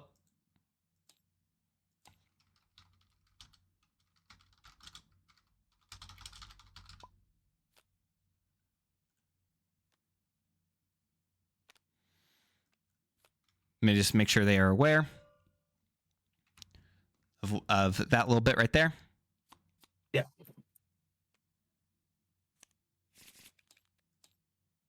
I actually think a lot of the problem is Captain Hook's not playing passively enough. Fair. Yeah, I don't think any of this is against. I don't think the decisions that we're seeing in this game by Captain Hook are enough to make statements on the gameplay of the character themselves.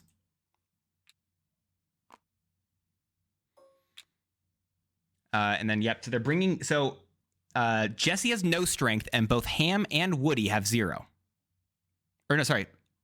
No, Jesse has no strength, and they each have 1. My bad. So, if we see a big baby right now, it'd be pretty huge to get Rex straight into the caterpillar room. Yeah. Well, Big Baby makes it so you can't play to the caterpillar room, right? Oh, right. But that's actually better, I think, because you can't because you need it to be at a location without any heroes. No, because Woody has a weird card. Oh God, it is. Yeah, I forget about this. He just needs to get the set. No, there's an effect that does it. I think it's Welcome to Sunnyside. Mm-hmm. Yeah.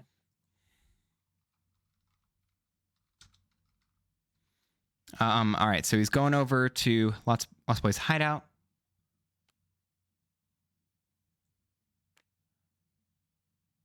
Atlas. Let's see. Color. Okay. This is Bonnie's Toys. Bonnie's that's Toys absurd. is good. Yeah, put that straight on Woody. It's Yeah. not a claw as well. Yeah. Is Bonnie Toys one of them? Mm-hmm. Yeah, you don't want to hit. I don't think you want to hit Jesse here because again, we do have another claw inside of the Fate deck right now. Yeah. But they only have 8 minutes left, so at this point, there could become a thing where like neither one of them wins here.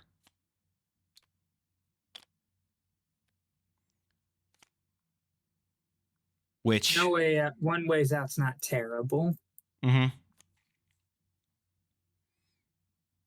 Question: do you think we're going to see? Do you think this? Do you think who would you say is going to win right now, or do you think it will be a draw? Because actually, I don't know.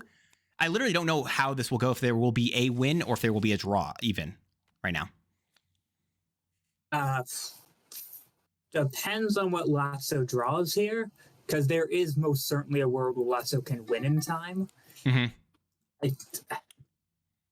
But there's a good chance he doesn't. Mm-hmm. Because if Hook has a lot of power right now, he has 7 cards left in his deck right now.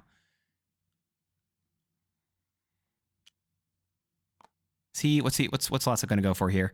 Honestly, shuffling the discard pile back into the deck is probably going to be helpful for him here. Sometimes it's helpful and not. I think this was one of the right situations to do it, just because you need a lot of your good tools are gone at this point. Twitch does get that extra strength because Chunk is out. There was literally 1 card left in his deck, so it just got a card out of his hand. That's fair. Going for that fade action now. Something snapped. No, oh yeah, he doesn't have fade action. No, he's just okay. Yeah, they're running out of. Oh, they're getting close on time.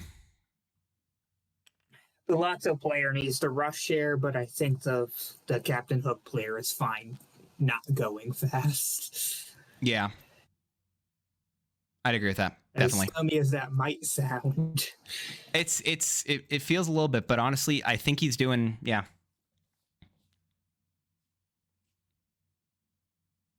It's actually I keep having to readjust my camera for Captain Hook's board, but this is just so you guys can see what actually is occurring here.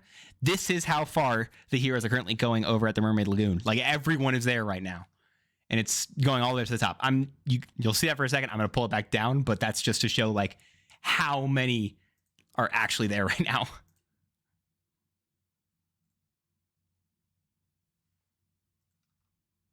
We're seeing a kill here, and they haven't actually done the action of moving the hero into the discard pile.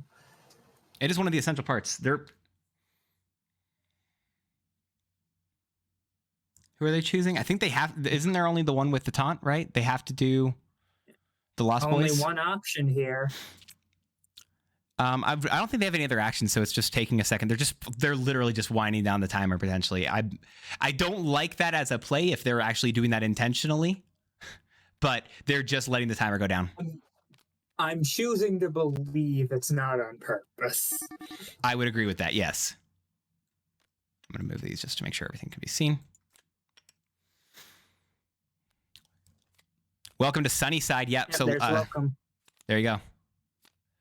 So also if got rid of the claw. So if a tie occurs, oh wow, it's the very last card. Then it will count technically as a loss for both characters for both players at that point. Yep. Which is it's not what you want to see, but it will just count as a loss. I think we've had very few actual ties in the league. There you go. Peter Pan getting discarded, of course. John's sitting there right now. It would just get moved into there. Yeah, it's going to get moved no matter what. Yeah. I think Lasso just needs to drop it and go because he has a chance of winning. I don't think he saw the clock. I don't think he realized he has to speed through his turns. I will give him a 4-minute warning. Fair enough. Maybe I could have given one sooner, but like it's yeah.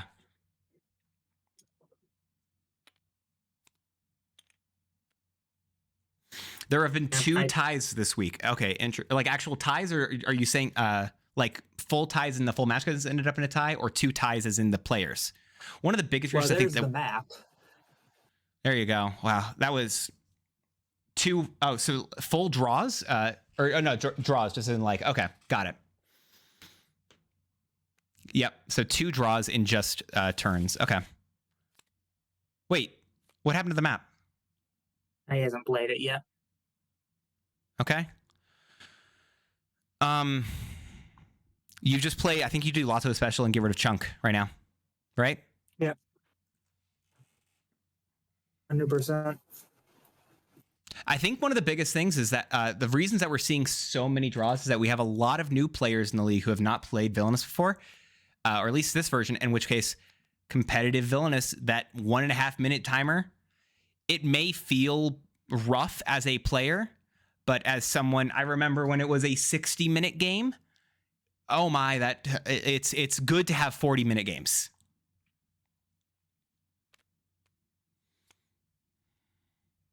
He moved John over to Jolly Roger? No, he played it to Jolly Roger for this exact situation. Oh, okay. Makes sense. Actually, that's a really good play by Metacross. 100%. That's correct. All right. Metacross needs to go quickly here. He has only a couple minutes left. Can he win this turn? Oh, no. 100% no. New choice chances in a... Actually, wait, hold up. Doesn't he... Oh, God. This is rough. He needs to get Pam over. Also, 2 characters have 1 token left. Mm-hmm. He's not fading this turn. This could be Lotso's game. Right here. I don't think there's a way. There may not be. You're right, though. If Lotso can't win this turn, then it's just a tie. Unless Captain Hook takes a quicker turn than we're expecting. He can't move. Can't move Pan. Pan cannot move. I'm going to pause both the timers real quick to make sure that is understood, and we have very little time left.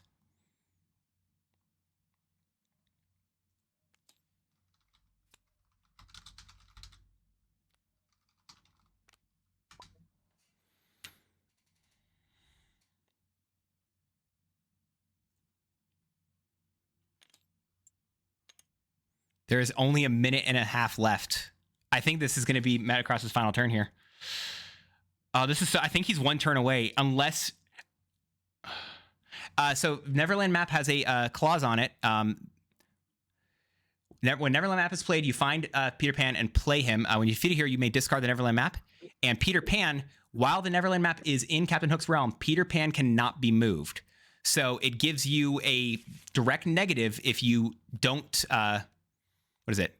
A direct negative if you play Peter Pan with the map. However, it is just a guaranteed option, whereas all the other cards potentially may play him. I think there's just a tie game. Unless he takes a quick turn here, he can only do a couple things. Let's see. I will say as it's literally in his best interest to take a slow turn here. Which I hate saying, and there's Claw gets rid of Jesse, that is just a tie. That's going to be a tie game. Yeah. I will say I'm going to say this. The gameplay that occurred with Hook right there, I do not think that should detail opinions on Hook. Yeah. I think there were some choices made that I personally would not make that I don't agree with in this game. So I would not use that as a baseline for why this may or may not work.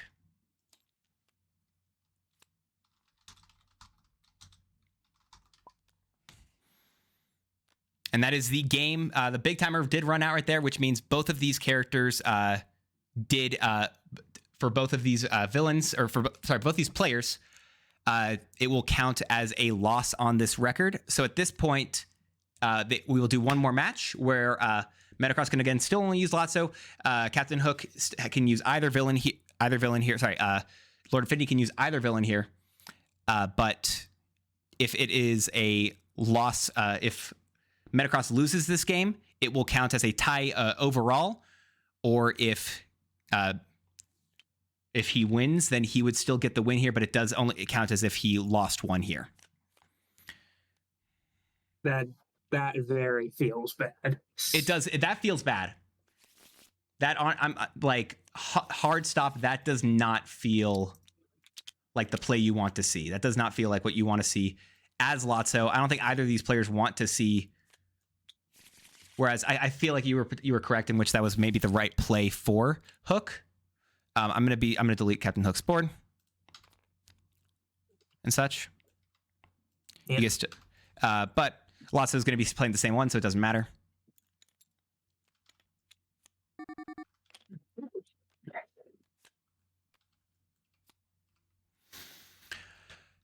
Rough. All right.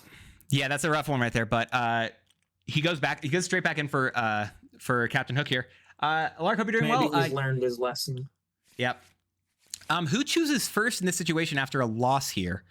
They both lose. I don't know. It's the same order. So Lord Infinity chooses.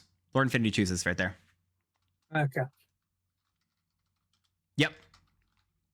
Pretend game 2 did not happen.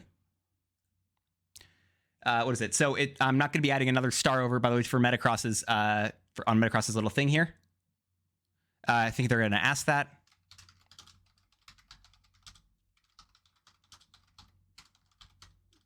Lord Infinity chooses turn order. And he's going All right. second. He is going second here. So that's good. He needs to try to cycle. I think he needs to discard a lot more aggressively this game. Hopefully he can in order to be able to make it. But Metacross also potentially realizes that, hey, this is going to be a struggle due to the fact that the villain, this person may play slower. Yeah. I think at this point you realize you have to go as fast as you can. Yep. This is a matchup where a lot of fading is going to be flung, so that timer is something for him. Yep. Oh, there's Big Baby. Just got to hope one of the cards don't show up. Big Baby immediately is great here. Yep. I might keep an age appropriate. Potentially, no, just kind of discarding right now. Yeah. I don't know what exactly you're looking for. Looking for something. Mm-hmm.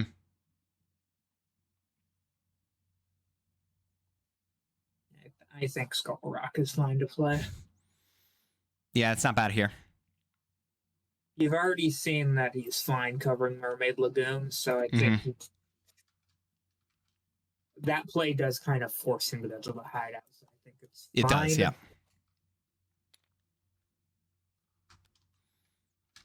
If he doesn't, then Lasso just has a very good time making sure that hideout never gets uncovered. Exactly.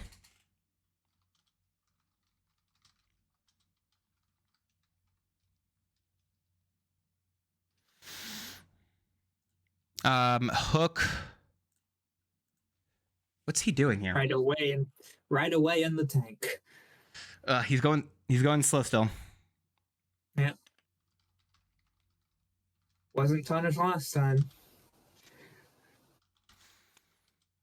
But but at the very minimum, though, this is great to see new players at least getting in here and getting this experience and being able to understand the league, because this is not something we have not had a league in quite a while here.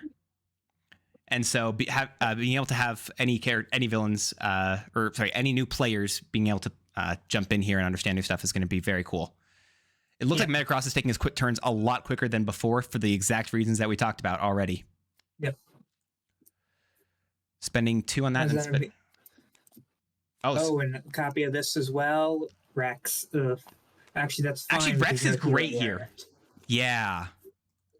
Like, that's actually really amazing for Lotso here. That's a really solid start just for Lotso.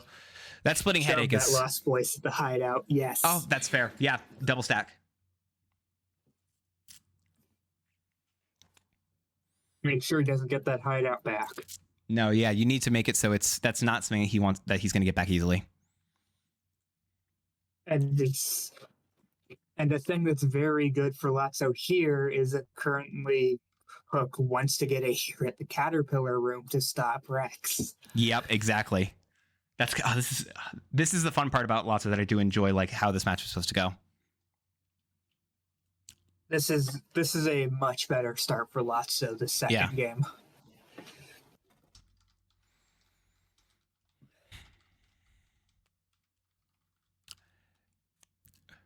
He's gonna get he said I'm gonna get that location back. He's not letting that location get stacked for too long. Still gonna be easy for Lotso to get that recovered. Yep. Exactly.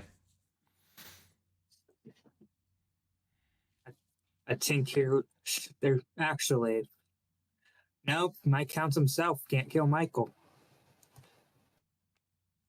No, Mike has 3. He has to use the boarding party as well.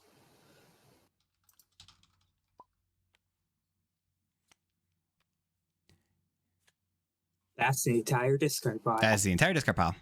So using both or what? You have to say it? You have only a couple seconds left, my man.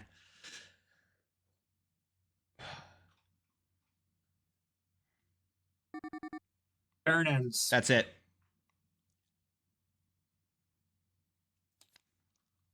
All right, he's not doing it.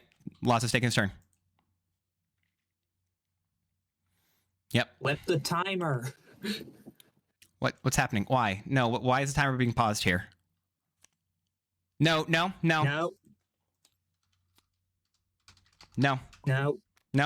Timer's over. Shuffle back in.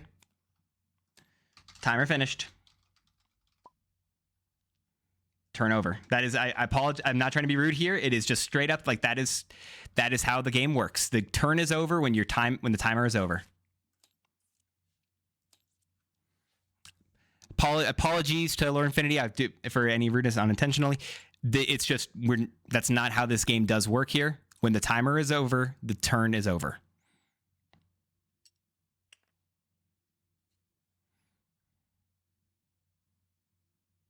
Yep, you got to play a lot faster. Mm-hmm. I'm more like I'm fine with letting you finish your action, but trying to do something new is not not okay here. But the bookworm is needed right there. Yep.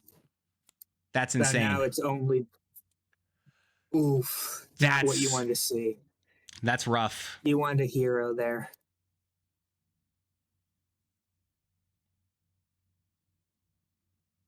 Interesting.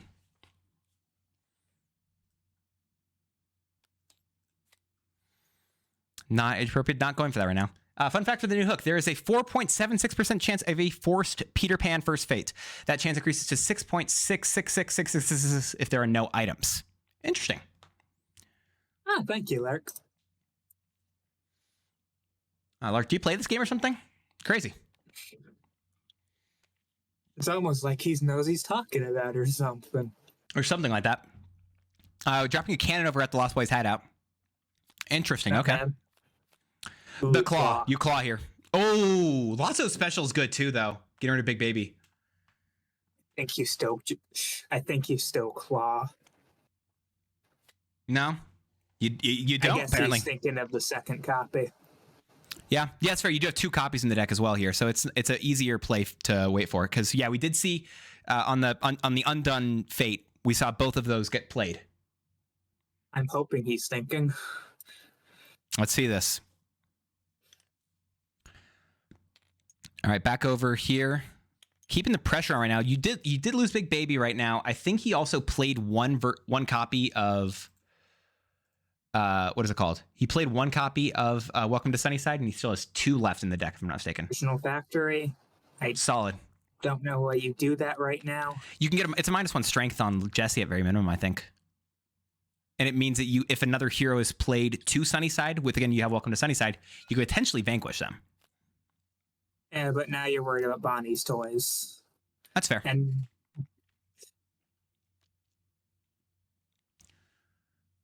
I feel like that Bonnie's token can come back if we get Original Factory. Mm-hmm. I don't feel like Bonnie's Toys is actually going to be as effective as you might think here. Because Bonnie's Toys at this point, it's only removing exactly 1 -1 strength token from any hero. Which that here is probably going to be Rex. That's fair. Yeah. Is he playing Aye, sir? Hey, he's playing aye, sir. Okay, he's going for a Lost Boys. He wants to get rid of the Lost Boys here. Yeah. I Okay. If I personally would have probably tried to leave the Lost Boys out, because that taunt means that, because there is a situation in which if you're not prepared correctly with the new Captain Hook, you can get a what is it?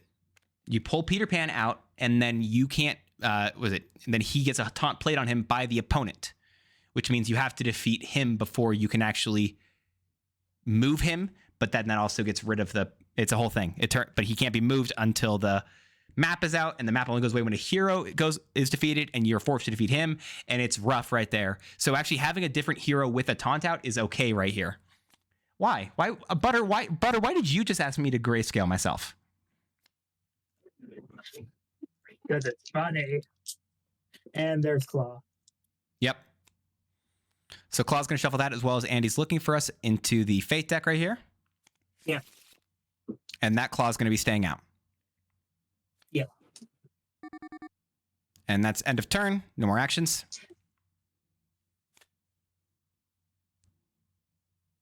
Saying, yeah, like you're my opponent right now. Yep, that's how that works. Yep. Yeah, that's how it works. That's exactly how that works. I'm gonna move this out of the way. Absolute madness. I'm going back to. I'm bringing color back into my life. Butter, how dare you? Okay. Just discarding right now. Yep. Okay. Did they play Stretch there? Is that what they did? Yeah. Yeah, definitely going to Tinkerbell. I think. Yeah, that's not bad. Yep. Because we've learned he will stack at the Mermaid Lagoon. So that is. It feels like he's going to go for that same play again by leaving Michael there. Yep. So actually putting Tinkerbell there means that he's going to spend a couple turns moving her across the board. Or he's just going to kill Tink. True. Nope. Looks like he's going to get some extra money instead. Yep. I do think, what is it? He's using Hook's Case here, and I think Hook's Case is a very good card. It's difficult of like the right time to play it, but for only 2 costs, being able to consistently get 1 extra power at a certain location, and also the ability to move it, which he actually has removed by having Mermaid Lagoon covered. It's a very good card. I play Pete. It's a. I do that for 3 costs. Exactly. Pete's just jealous. Yep. I don't think that card gets shuffled in here. No, it's shuffle lots of fate.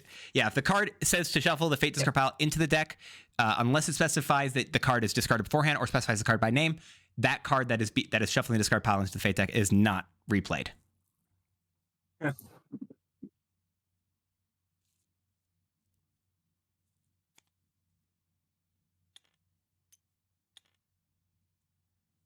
Here we go. Spending 2. Yep. What you getting? That's both the claws gone is actually amazing here. Although is that every single effect at this point? Is that no way? Getting there. Oh my gosh, no, there are only heroes left. Oh, hold up. You don't fate here. Right? You're not. No, you fate here because it's Rex. Yeah, you do get Rex here. Yep, you want to fate here. Okay, yeah, because it's just Rex and Ham left right now. Yep. This is insane. If you don't fate here, then the opponent's able to play Hat, and then Rex does nothing. Mm-hmm. Fair. Pixie and Pixie. Yep. Both are good choices here. Either one is fine. Yeah, they both become 4s. I might Actually, do Michael just because they get bigger. I think I would actually argue Tinkerbell, because if you can taunt Tinkerbell, that means you have an ally discarder in the future. Fair. But it's a fair play either way, though. I like it. Yeah, guess what? That's the cool part of Villainous. There's many plays here that you like, many different paths to victory, many different optimal plays to certain people. If you're worried about the long game, right now, I think Tink is the correct. If you're worried about the short term, I think it's Michael. Based off the way the previous match, honestly, I think I'd be worried about the long game here. Yep, I think that's fair. Oh, something snapped. That's solid. Yep. But we know Rex is coming out, but we also know Stretch is right there to move Rex out of there. Yep. And potentially we can see if, especially if Rex can come out, using potentially like Woody or what is it? Defeating Woody or Jesse here could feel really good. Yeah.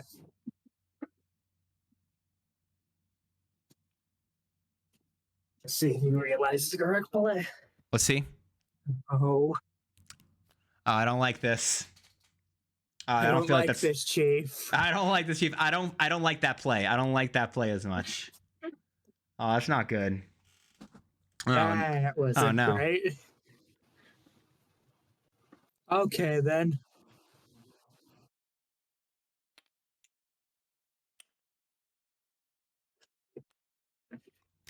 Woody's hat here. There's the hat. Yeah, so that's going to give a -1 to everyone except for Woody right now. So Jesse's got -2. She's at 1 strength. Okay. Yep, and now if Rex comes out, he's just nothing. Yep. I think Lasso is just fully now just saying like screw this and just speeding through this I think it's going to work out in his favor. I think the only thing Lots is caring about at this point is Rex coming out and then a Bonnie's toy. Mm-hmm. Yep. Which, if that's all you're scared about, you're scared of nothing in this world. True. Very true.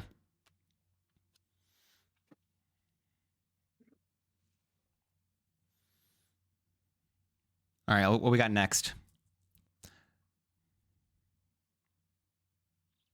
Gaining some extra power. Very effective. Yep. Going for the fate action too. Even hoping for here.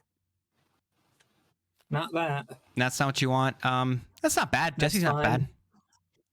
Yeah. Pulling Woody over into the library could be pretty good here, I think. Yeah. Or Jesse there too. The issue is, I think if literally Lotso actually, this is something I don't think is used as often with Lotso. If he plays a single ally, he can go over to like Tri-County Landfill, play an ally to defeat Jesse, bring her down to 0 strength. Oh, did he get? No, There's did he actually, get? Oh, Jesse might have actually been the correct play in case he like had some weird way to actually kill Woody with Buzz. that's fair. I don't think he could have without a lot of move actions. I don't think there's a card that he could have gotten for 3. Landfill's a double play. True, but he only had 3 power. I'm just trying to think about that as well. 2 one cost allies, or do they all cost 2? They all cost 1, but I think there's only one of them that has base 2 strength. Let me see. I'm actually looking for now. Yeah, and I think that one's in the discard pile. It's Twitch. If he had put Twitch into, if he had a Twitch, you could have done Twitch and Chunk potentially, something like that. Well, he only needs 4 strength, so if he could get anything with 4. Mm-hmm. Have we already seen Peter Pan get discarded by Captain Hook? I think that was very early. It did. I'm gonna look at the discard. Spanish mode. Can spectators search the discard pile? Nope. Oh, okay. I'm getting rid of stretch. Okay. That's actually I like that play because then it makes it so that you're gonna be in trouble whenever Rex comes out. Problem is the hat means he also needs Bonnies. Oh, true. For Rex to do anything. God, I keep forgetting about the hat. Yep. The hat is very powerful. And here comes Rex. Okay. This is one of the toys as well. Oof. This is actually really rough here. This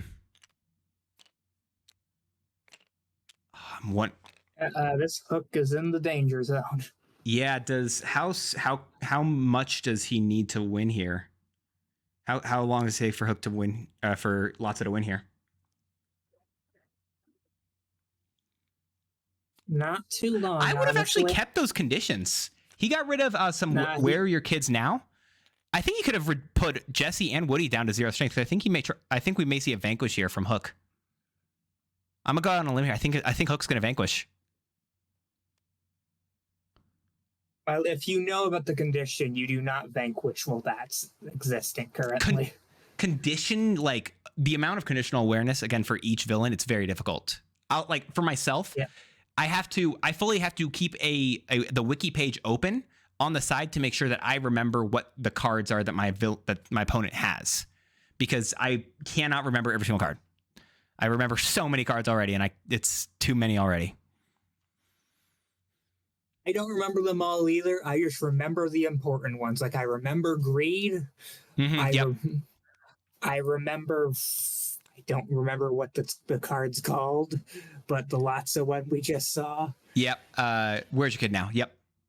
Yeah. Oh, I may have like Spanish mode here. I certainly like Spanish mode here. I don't know if Infinity realizes that Lightyear is part of it, the objective. Because again, I will say like that is legit. It's weird that I completely forget. Like I forgot that completely. Like when I was playing as well, and I feel like it's a very easy trap for new players. Called it. I literally called it. Well, he also saw the conditions. True. He did get to see the conditions because it discarded, but I did say it, so I'm calling it. I'm taking that as a W anyway. That's the end of turn. Because if potentially he had those, Woody would have gone down to 0 strength.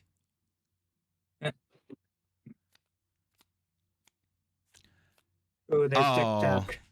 TikTok's good here. Do you just put TikTok at the Lost Boys hideout? Oh, absolutely. But you know what? A full discard is actually kind of helpful. Yeah. It is like legitimately. I don't know. I don't think Lord Infinity likes the idea of discarding, but legitimately it would be helpful, I think. And so that might also be a trap if something snapped.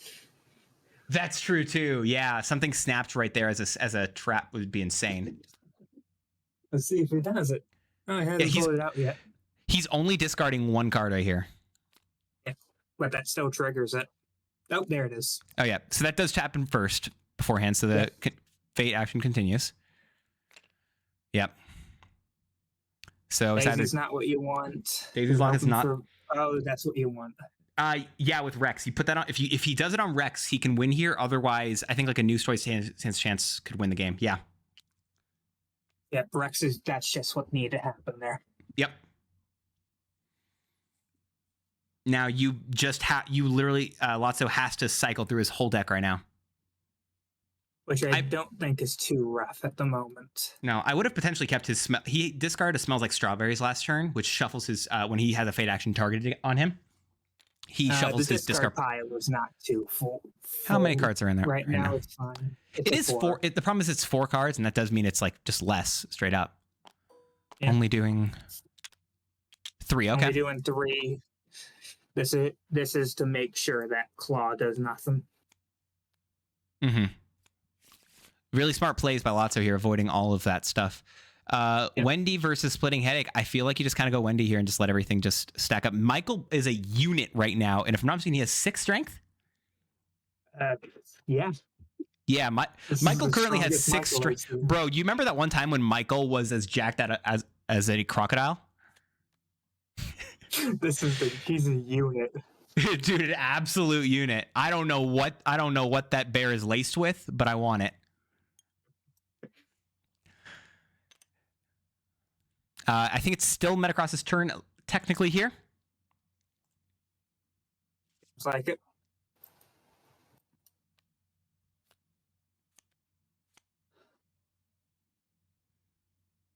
Is Metacross choosing? Considering splitting. Oh, is he getting rid of the can? Actually, I don't hate that. I don't hate it. Yeah. I don't. I thought it was funnier turning Michael into a unit, but honestly, I do. It's a fair play. Getting rid of the cannon. Yeah. I have no complaints about that play.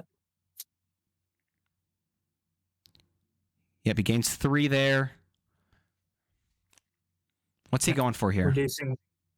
Putting him there also reduces Michael's strength if you're going the map route. Mm-hmm. Which he could literally set up this turn if you wanted. No, wait, 1 strength off. Mm-hmm. Right, Michael counts himself.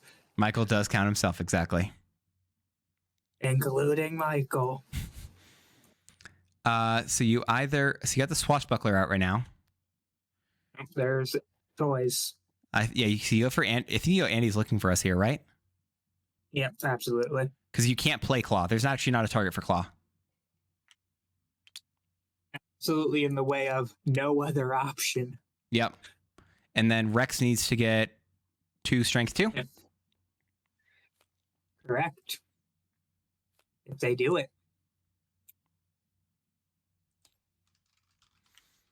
Yep. Yep, there you go. Not typing anything. Nope, One. not typing anything. Ooh. Counting of butter. There you go. That's my favorite show. We only have 18 minutes left right now. This is still actually winnable. It's winnable for lots at this point. There's a bit of trouble for Lotso here. It's literally just need to find stretch. Yep. 1 stick of butter.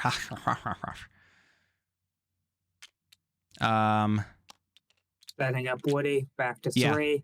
Keeping him over at that's what, 2 strength right now. Yeah, keeping him at 2 strength does mean that it's going to make it hopefully pretty simple to.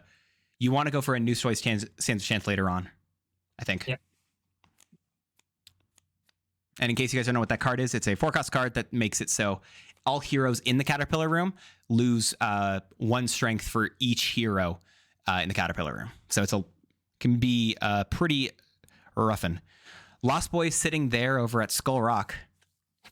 I might have tried to put it Lost Boys hideout to maybe sneak out of cover. I could have seen that, but yeah. I don't disagree with the play of Skull Rock. At the very minute, it stops him from playing a card here, which is always rough. And he literally just goes here, Fate, which is completely fine. Yeah, we're not seeing Obsession is such a good condition for this matchup. Here's the thing. I think Lotso should not in this matchup defeat heroes with vanquish actions, but I feel like that's the best way to play. One of the best ways to play Lotso in normal matchups. And I don't think so. You don't think so? I think a lot of the ways of playing Lotso is comboing multiple dead at the same turn. That's fair. And that's a nothing. Does nothing. Okay. Yeah. Because you can't discard Buzz. Buzz is just too strong. Especially in demo mode.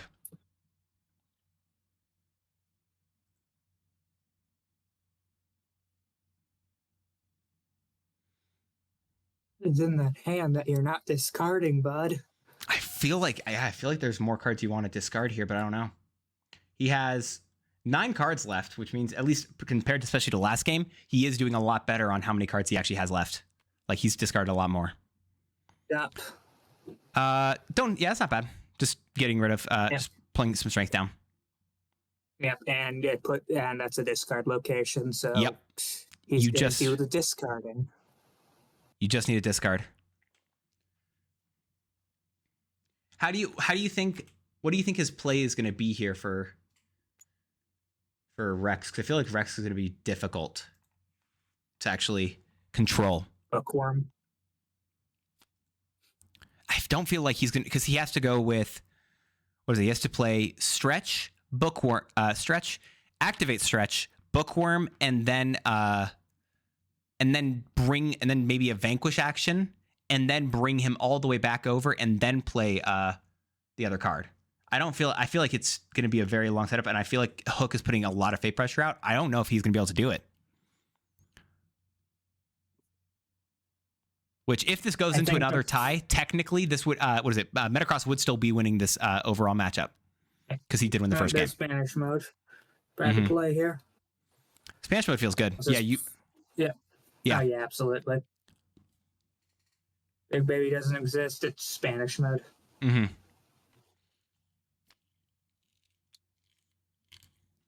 And Baby's not going to do anything here, I think. Yeah, Baby doesn't. Baby's in a discard pile. Baby, I think, would be good for getting rid of a hero. Like maybe you use it after you bring. I don't know. I don't feel like there's much for it.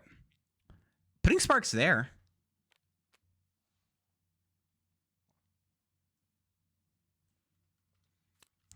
Just cycling through. Yeah, he just has to cycle right now. Splitting. You go for just get rid of the Vanquish. Yep. Really messes him up. Yep. Because I very much agree with the play that he's what is it? I agree with Captain Hook's play style here of getting rid of those heroes and not letting them stack up. And getting rid of those cannons while TikTok especially sits over at Jolly Roger is extremely effective for that. That's one of the cards he was holding. Was it? Yeah, he was holding a buccaneer or swashbuckler. All right.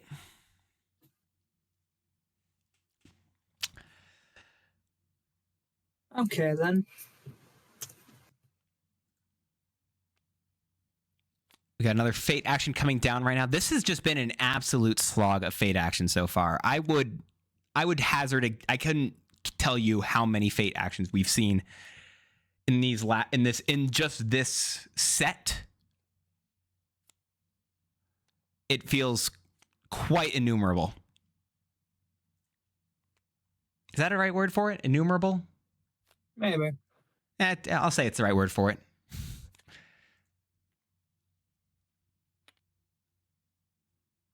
Some funny shenanigans you can do with putting Ham there. I don't think he's going to. Yeah, I don't think so. There could be some interesting things. Like, if he had that reset, he could put Buzz to Ham's location, move Sparks in, and just do the Vanquish. Mm-hmm. No, but you're right. He's not going to. Too. Yep. Just as effective. It is just effective. It's not. You don't get to do as much flair with it, but it is just as effective here. Yep. And also less threat against Claw. Mm-hmm.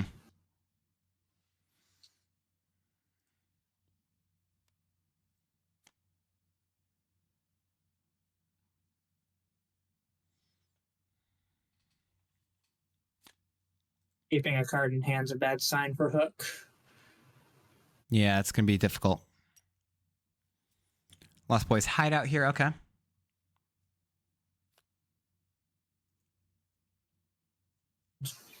What we got? Playing TikTok there. Is he just trying to move it all the way back over? I don't know. Must be, otherwise that makes no sense. Adjective. Innumerable is an adjective, which means too many to be counted. A great many. Perfect. I love it. I was definitely right the whole time. Intentionally. No, that must be what he's doing. Might have a genius in his hand that he's planning to use soon. Yeah, I could see that ingenious device right there. Yeah. That makes sense. And then what we're does gonna probably mean he's not fading next turn, which is actually good for Lotso. Yeah, Lotso could hopefully use that to his advantage. Buzz Lightyear sitting over at the landfill is actually going to be really difficult.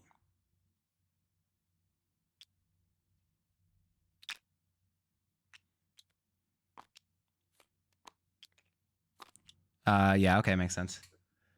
That is. Oh God, I don't Rex think is that is his biggest.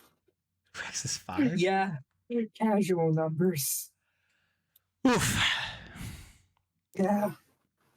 Here's the thing. That's a lot. This is the only situation where I might be like, I actually kind of wish that what is it? I wish Hook still had his cannon, because then you could potentially play a what is it called? Yeah, there's factory settings. Yep.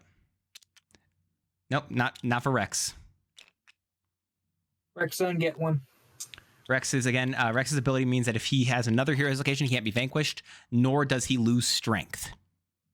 So Rex will continue getting stronger, but as long as he's got another buddy there, he's not going to lose anything. Finally, a taunt.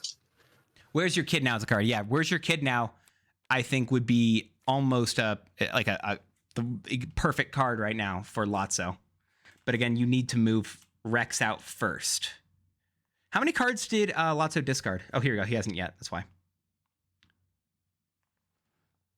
Because he's halfway through about his deck right now. He has 14. He has 12 in the discard pile and 14 in the deck. So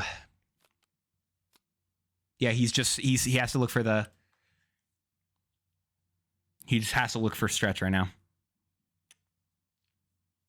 Yep.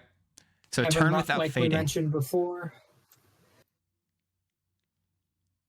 Is it ingenious device? Do we have the map? What we got here?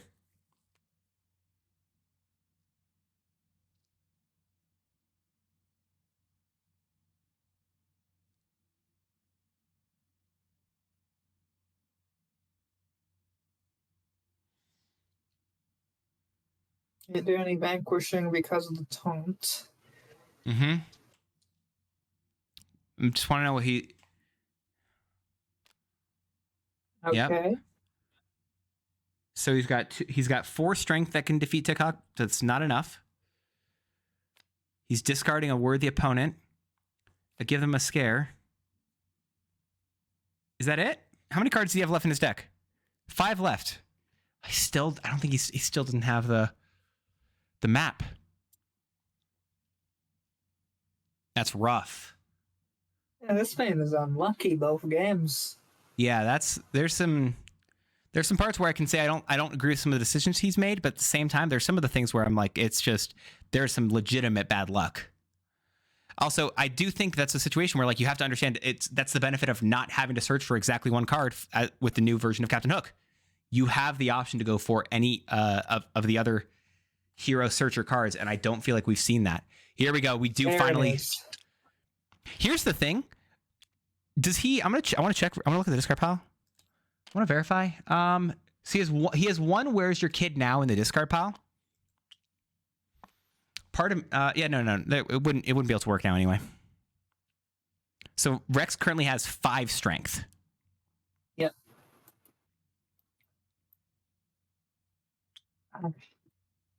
Yep, and he does immediately lose the strength because of Woody's. No, oh. Wait, did he play Bookworm there? What? How's the book? Did he play Bookworm, or how did Rex lose his strength? He discarded Bookworm. He doesn't have a discard action. Not this turn. How did Rex lose his strength, though? I think he thought Hat worked. I'm gonna ask that real quick, just verify. I don't think Rex should have lost a strength there.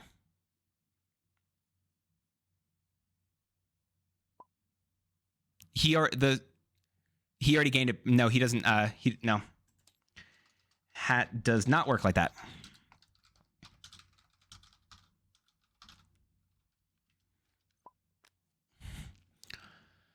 Because that's not right. I'm not mistaken on that, right? Hat does not work like that.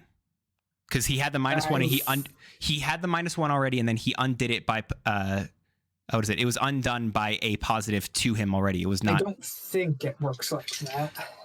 The hat works that, if I'm not mistaken, all other heroes will get -1 strength while it's out, and then once even if they gain or lose more, whatever, it doesn't matter. Once the hat is gotten rid of, the heroes get 1 more. Rex should be at 5 strength. I'm not pausing it because it's not going to change the way this is going to work here.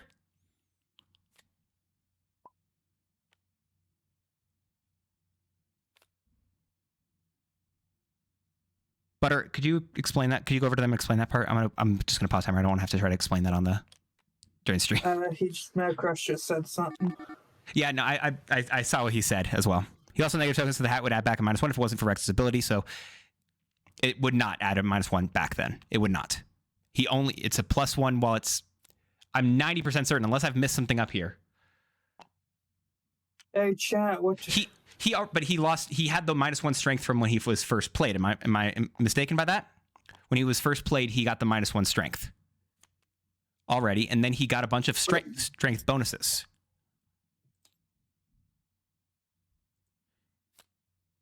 He had it. He did. Going with what Lurk has posted, I think I'm gonna say Metacross is right here. Okay, we'll go with that then. But I think it's wrong, but we'll play with it this way. Like I said, I don't think it's going to matter too much, especially with how long the game has left. Is he discarding the Neverland map? He's playing it. I think he was just doing 2 things in the same movement like I usually do. Makes sense. All right, I'll be right back real quick. I'm gonna give him a 4-minute warning. Fair enough.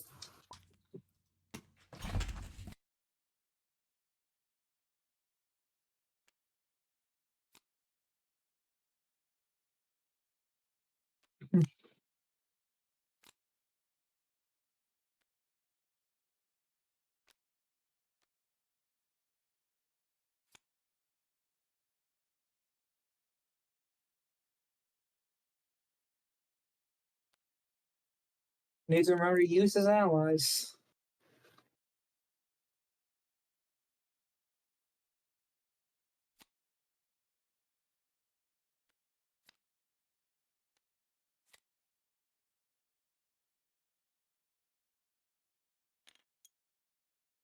Ooh, this is stressful.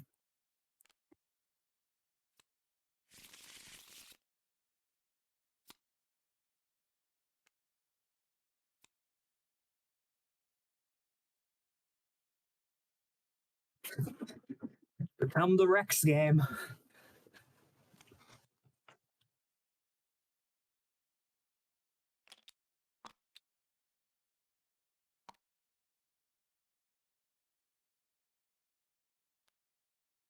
Doing Bookworm on Jesse instead of Rex right now. We must have a plan. He played Bookworm on Jesse? How much? For how much? Yep. 3. Okay. Putting him to 1. Oh, Peter Pan did another hero got defeated. Okay, so he defeated Yep. TikTok too. Okay, sorry, I'm just catching myself up. Lost Boys at height, it's actually pretty good play. Yeah. It He does will stack probably that. get a Skull Rock move Peter Pan. Did he over, only but, use Force Strength to eliminate the crocodile? He did not go Crocodile. He had Lost Boys. Oh yeah, true. TikTok is up here right there. You can see TikTok all the way up there. I don't know if you guys can actually see him. Oh, never mind. He's up there. You're good. I was gone for a second, so I had to go. I was not able to verify. This could turn around at this point. Oh god, there's only 2 minutes left. This could turn around though and be a hook win out of nowhere. Yep. But Hook Let's- needs to hurry up. Hook definitely needs to hurry up right now. This is rough. No claw target. Oh god, I said just hurry, not mess around. you have It's to a toss. stretch kill. You get rid of stretch, yeah. Metacross is realizing he only has a minute and a half left. Can he win here? Legitimately? End your turn. Honestly, I feel like I feel like he needs to use conditions here to win.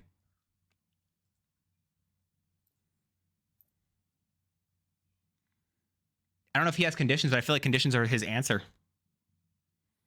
He's playing how much is he paying?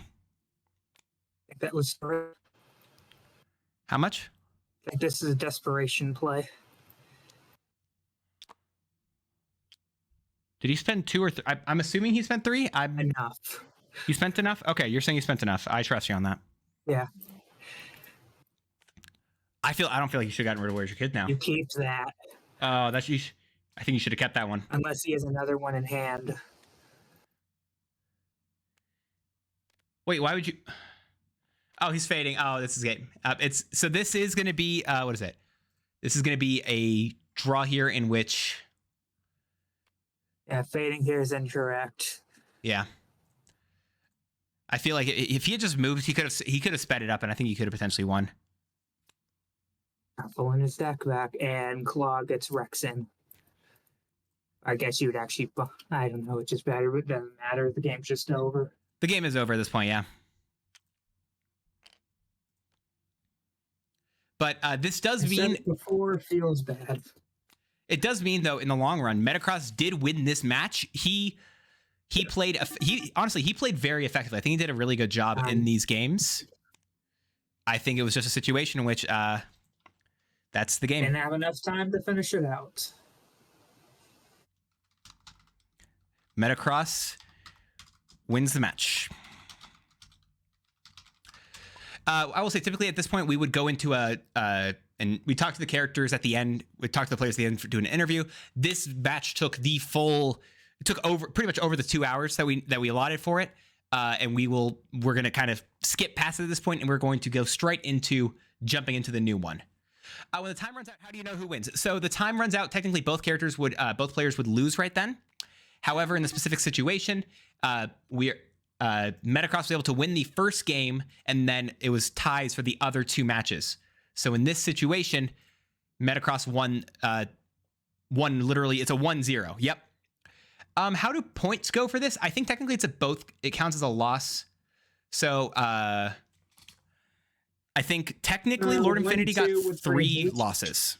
So Metacross got 2 losses and Lord Infinity got 3. So if I'm not mistaken, I the don't know points. how points work for 0-3.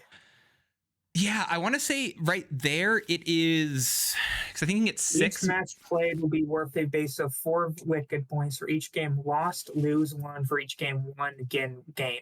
No. So Metacross got 3 points, and Lord Infinity got 1. If I'm understanding that correctly. So he gets punished for doing this, for Mhm. not doing this, but for tying 2 games. Yeah, just a little bit. Saying for doing this makes it sound good isn't wrong. He didn't. No, it was. I honestly, I think Lord Infinity was playing to the best of his capabilities. I don't think they're, and I think he tried very effectively there. Yep, he tried. Didn't work out in the end. Yep.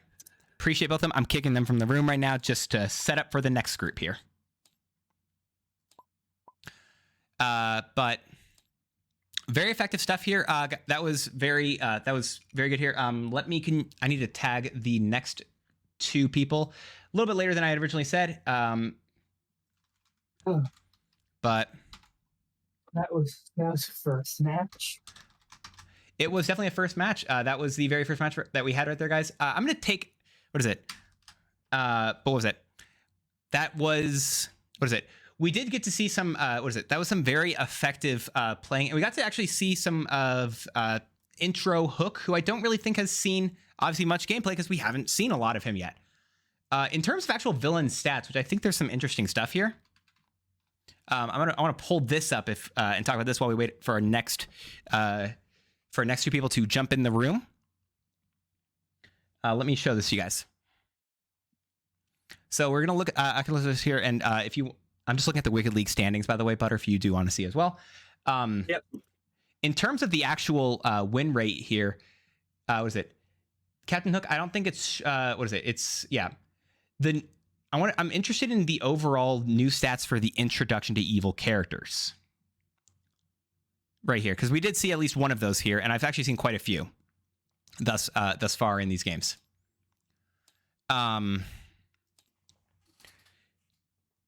We haven't, apparently Maleficent hasn't been played. What do you think of the new Maleficent? Ooh, new Maleficent. It's actually hard to say which I think is stronger between new and old. Mm-hmm. Not having a start of turn is a very good thing for Mali. Mhm. The problem is the needing of allies is a big deal. Yeah. It's do you feel like it effectively, especially in these matches here? Do you think it's going to? Do you think it in the Wicked League? Do you think it will effectively hurt her enough in order for that, like, she will either be not liked or maybe overliked because of the start turn? Like, how do you think that's going to go? I think a lot of people might actually prefer the start of turns because there's less you have to do. Mhm. And I don't think too much change to mess with Mali's stability, fate protection in Intro to Evil. Mhm. And also there's the nerf to Raven that I think will be that's a big deal for people to want to do normal Mali. Mm-hmm. Yeah, no, that's very fair. Yeah, the nerf to Raven is very effective. The fact that, for one, you can't play heroes to its location, or not heroes. Sorry, you can't play curses to its location, and for 2, it actually costs an additional power. It's a very substantial nerf to Maleficent. I can just imagine the change to heroes can't be played at that location. Geez, that'd be a good card. How much would you pay for it? How much would you pay in power? Oh, I'd pay 10 for that. You pay 10 for that? Absurd. Mm-hmm. Philip can't get rid of it. Yeah, true. Philip couldn't get rid of it. Oh, that's busted. Oh You my, can that put would be. that at a thorns. Nothing can deal with it. Oh yeah, that would be crazy. Oh my gosh. Yeah, it's probably a good thing that isn't a card. Yeah, turns out. Just a little bit. Who do you have a personal, when you were in the league, when you're playing in the league, did you have a personal favorite that you wanted to actually see, like that you enjoyed playing with? Because yeah, we haven't seen a Maleficent, I think, played at all as of yet. The intro. The villains I played the most back in the day was Pete and Radigan. Mm-hmm. Which Radigan would be very interesting to see. Mm-hmm. Yeah. I'll say one of my favorite things that I actually am enjoying about this, though, about the new draft system, is we are seeing many, many more villains being played that we don't typically get seen. Like, I feel like we've gone to like week 3 before I've seen some of these villains chosen to play in the first place. But we're getting pretty far, and there's exactly one villain that, like, it's only the first week, and only one villain has been played yet so far. And so I'm liking the diversity in the season. Although, apparently a lot of people are very confident with Mother Gothel, and it has not gone well for many people. That they set is Mother Gothel apparently the villain with the most games, 17 games played of Mother Gothel, and it's not gone well. Oh, poor people playing Gothel, apparently. Yep. But guys, that was the very first match. We're going to be swapping over in a second here. Thank you for watching that, and hope you enjoyed it. Let me go into this, though, because... All right, right here we have game number 2 for this one. I need to make sure I set this up correctly. I'm just going to ask... I'm just going to ask for Lark on the left just so I can write that down and make sure I have it ready.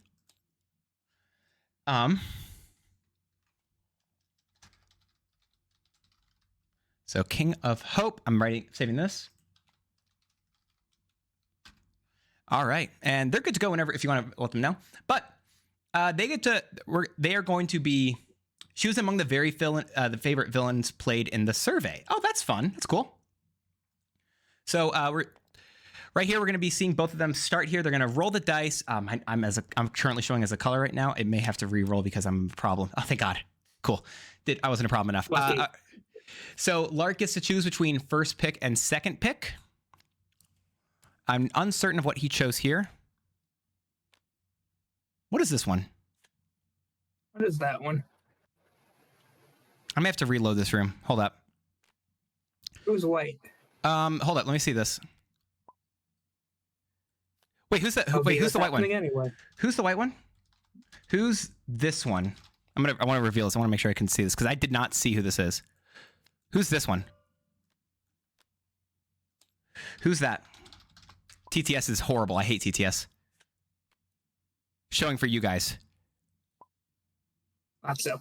Okay. This is hate TTS. Duct tape and toothpicks. All right, so that's I need to mark this down. I got your. I'm let them know I have the form. Yep. Good old. We're seeing a veto. Yep, that's immediately a veto. All right, so what? That was Syndrome. So that means. Wait, sorry. That was Syndrome, Yeah. Lotso. Who else was it? Ursula. There was Radigan. Radigan. There was one more there. I don't remember. Yeah, we'll figure. Ooh, I like it. This is some solid play. They're banning Dr. Facilier here. Right away. Okay. I don't disagree. Yep. So by the way, that does mean that Lark chose first pick. Yep, he went for Pete immediately, of course. Hell yeah. And King of Hope obviously picked the Evil Queen. Mm-hmm. And then hard to say which to pick here. I might do Horned. Yep. It was Blue Spider Hades. It was Hades. 92% certain. Okay, maybe closer to like 40. The same thought process as me. Pete and Horn King. Let's go. There you go. Immediately going Pete. All right, yeah, so he does choose first, and I think we're having Syndrome go against him. Yep, looks like it's going to be Syndrome here. My own heart. Do you want to real quick explain how Lark is going to try to accomplish his objective while they set up? You're promoted.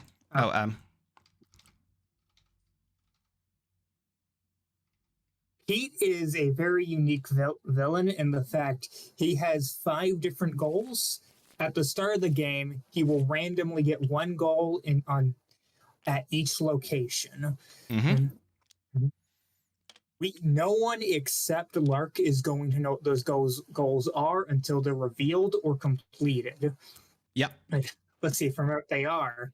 One of them is use play a game to gain 4 or more power. One is have 10 or more. Play a game with 4 or more power at that location, and have 10 or more strength worth of allies at that location, and a 6 or more power on cards at that location. Have more allies at each location than heroes, and have 3 or more items at that location. Makes sense. And TTS, of course, being absolutely an amazing program, and Lark has to reconnect in order to fix that. Completely normal. Yep. Gave me plenty of time to explain the 5 different objectives. Perfect. Thank you. I know that was very intentional. And then we got Syndrome over here, who I think we've already seen in the first game, but just a quick refresher. Or no, we haven't seen that yet today. No. Syndrome needs to go through his Omni Droids, keep on using them to defeat heroes until he is only left with the last one, in which case he needs to have that one left on his board and no heroes. And then he needs to perform a certain activate action at the right time. In order to do it, we'll cover it as we go on, but that is how Syndrome is going to work. Honestly, a lot simpler than that.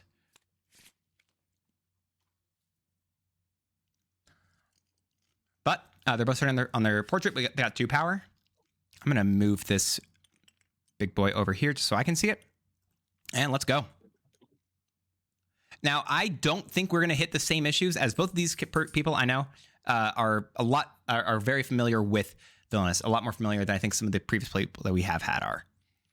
He's figuring out where he wants to go for those goals. Yeah, Pete with starting with 2 extra power is a big deal with this first turn. I feel like the 2 power, the additional 2 power rule, some of the people that it matters most for, I think, are the Perfectly Wretched characters. Oh, absolutely. Like, there's some of the villains I think that are teamwork right away. An immediate teamwork. That's rough.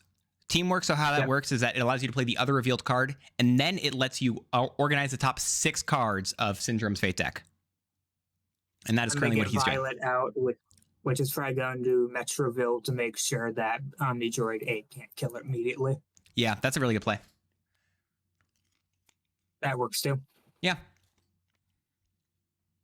Also, there means you can block the immediate, because that's the best. If you don't have a great hand immediately, downtown Metroville is one of the best locations to go immediately as Pete. Yeah. Or not Pete, sorry, Syndrome. That's pretty solid here. Yep, Residence, fair enough. Right. Yeah, playing it early is good. Yeah. And we got... Disagree at the play. Ooh, an immediate Mickey Mouse. Mickey Mouse, of course, being one of the most powerful heroes in the game. I wonder why. But he just makes it so Pete cannot accomplish any of his goals. He can't win. Yeah, and Lark just set up a player game, so that's actually probably very bad for him. Very true. He also could have set up a, it looks like, because he also had 3 power, he could have been trying to set up for a roundup, I think, with the bandits, with playing a bunch of bandits. Who's Super Now? There you go. Who's Super Now allows you to gain power equal to the cost of the card played. And I'm sidekick drug. Oh boy. There you go. Wow. Yep, using horse to play at Frontier Town, using horse ability to move to the airport. Yep, of course. Oh, sorry, I missed that. I appreciate you noticing that little bit from him. Oh, you need to expect that a lot. That's very fair. Guards. Okay. Some guard to get additional strength if there are other allies at the location, and 1 for each other ally. And Velocipod Patrol, who can vanquish heroes at adjacent locations. Okay. Have we seen a villain with a Wolf Archer card every game so far? I think so, yeah. We had Cerebus, Boarding Party.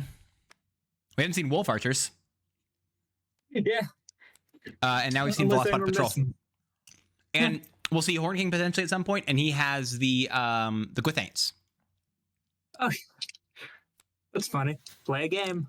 There you 2. Only 3 there. Unfortunate. So play a game is one of the things. Yes, so he needs 4 power with that one. If that's even the correct location, he could just be playing the card to play the card. Very effective to do. Yeah.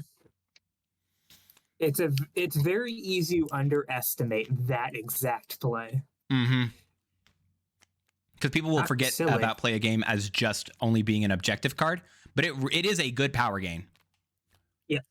Oh, but Knock Silly. Probably Knock Silly beat. Oh, that hurts. That hurts. That's a bandit, a play a game. So Knock Silly reveals top 5 cards and discards all of them with a cost of 2 or more. And that hit a bandit, one of the items, which is one of the hardest, I think, of the goals to complete. And what was that? Another play game? Yeah. 15 years later. Yep. That's a good card.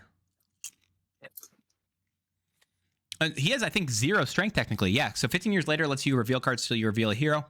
Play it to any location, and then that hero also gets -2 strength. And the only triggers for needing to gain power, which Syndrome needs this as a condition due to the fact that what is it? Otherwise, your opponents would be encouraged just to not bait him. No capes and teamwork. There you go. Yep. So he is going to be able to kill Dash. Mm-hmm. And speaking of how no capes works, you place it underneath the mover, and Syndrome next turn does not move and will stay at the same location.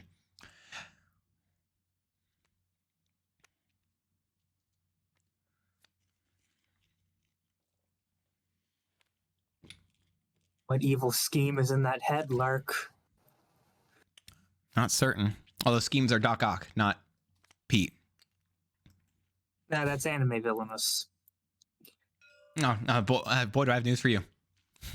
All right, we got Minnie Mouse and Hyde with a fade action here because, again, Syndrome is forced to stay at the same location.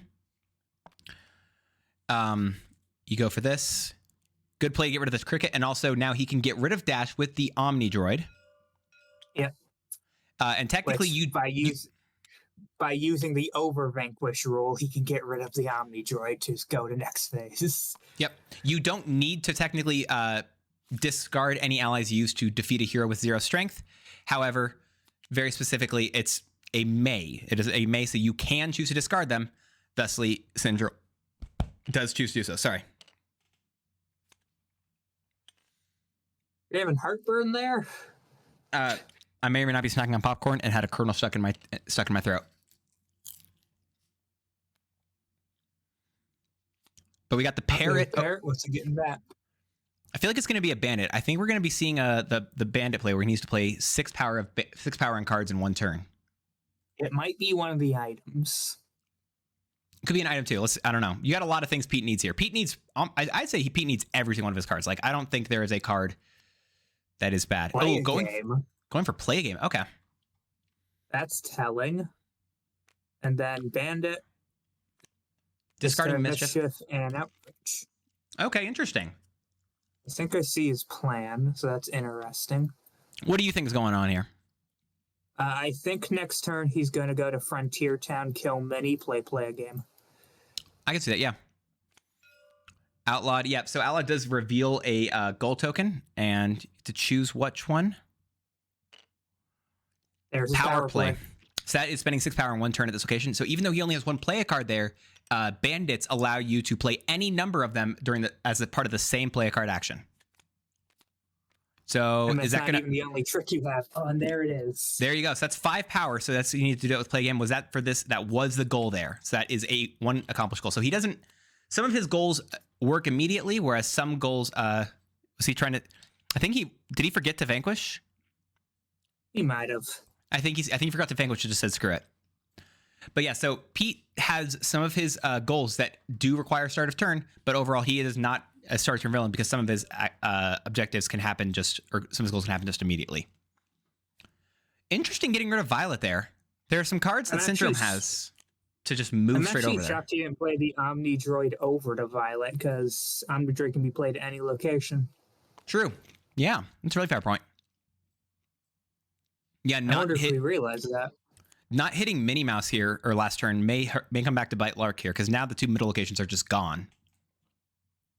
Again, Lark was it not Lark? Pete is very similar in realm to Hades, and it's also a weaker one because of that. So you have to really balance carefully with a lot of what you have there. I think Hades' it's realm is actually not that weak, but it is the weakest, I would say. And yeah, he has the same. He has the same one, except you just swap Airport and Podunk. Their actions for like Pete versus horse, Hades. Good play. Yeah. So horse, when it's played, you may move an ally item in your realm to any other location. Yeah. Very effective. Bring out another major mod. So the difficulty of putting out major mods, of course, is Syndrome has a card called That Was Totally Wicked, which gets rid of all allies and items.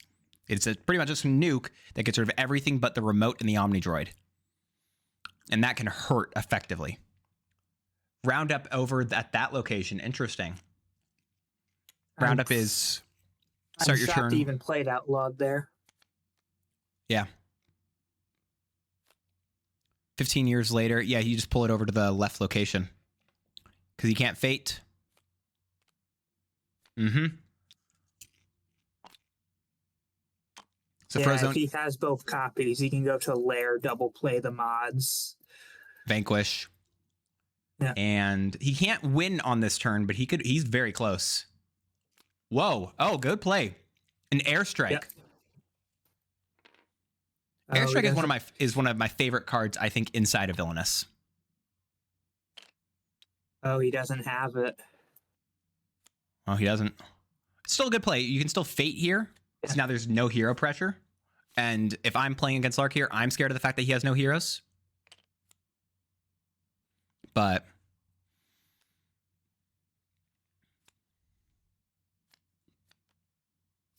So you see a lot of times Mhm. people overvaluing the cards that actually flip the goals. Mhm.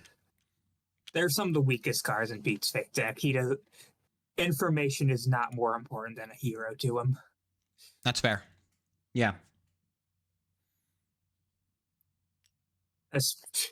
Especially Lark, who does not play sneakily at all with his goals. No. You don't. Some people you do want to play a little bit sneakier with, but Lark does not. Lark doesn't bother with that. He just goes ham with it.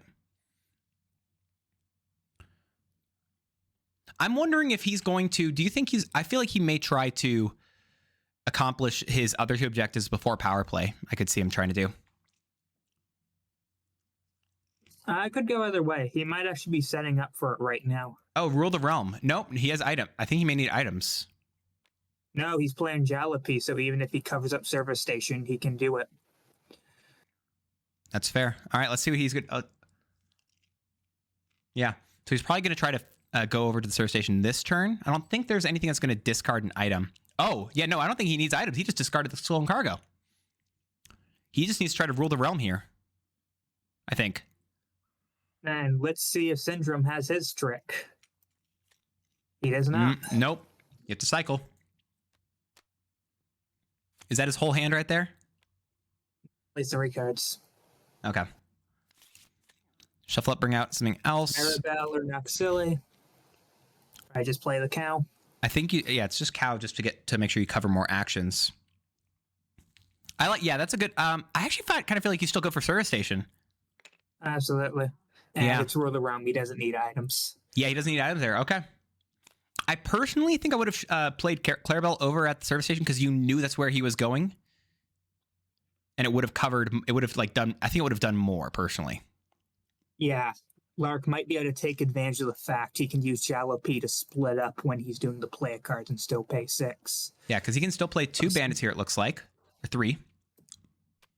Yep. Who's Super now only gains power equal to the card played, so a card. So it's only going to gain 2 power for the bandit. Not power total paid for 1 action. That was totally wicked. Yep, there you go. I think that may have just been the sign of the times right there. That was teamwork there. Lark knew about it. Oh yeah, true. I forgot about teamwork. Yeah, teamwork is a slow burn of a good card. But that's and ooh. That's rough Power to see play as was Syndrome. completed, and that's not optional. I think it actually is optional, isn't it? Like you can choose to. No, only the startup turns are optional. Oh, really? Oh, you Yeah. might want to let them know that. Power play should have been done. If that is the way, I don't remember it. Yeah. Starter trust you on turns that. are optional. It is Okay. very weird. Weird. Okay. I'll trust your judgment on that one. I don't remember it well enough.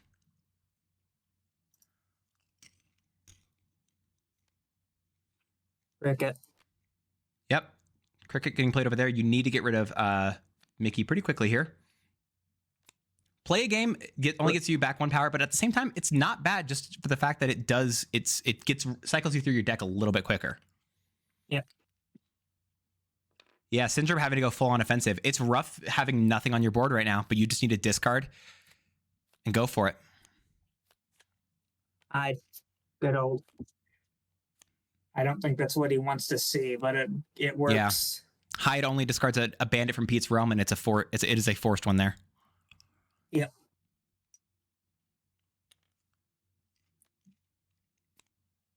Getting rid of Clarabelle's the right play there.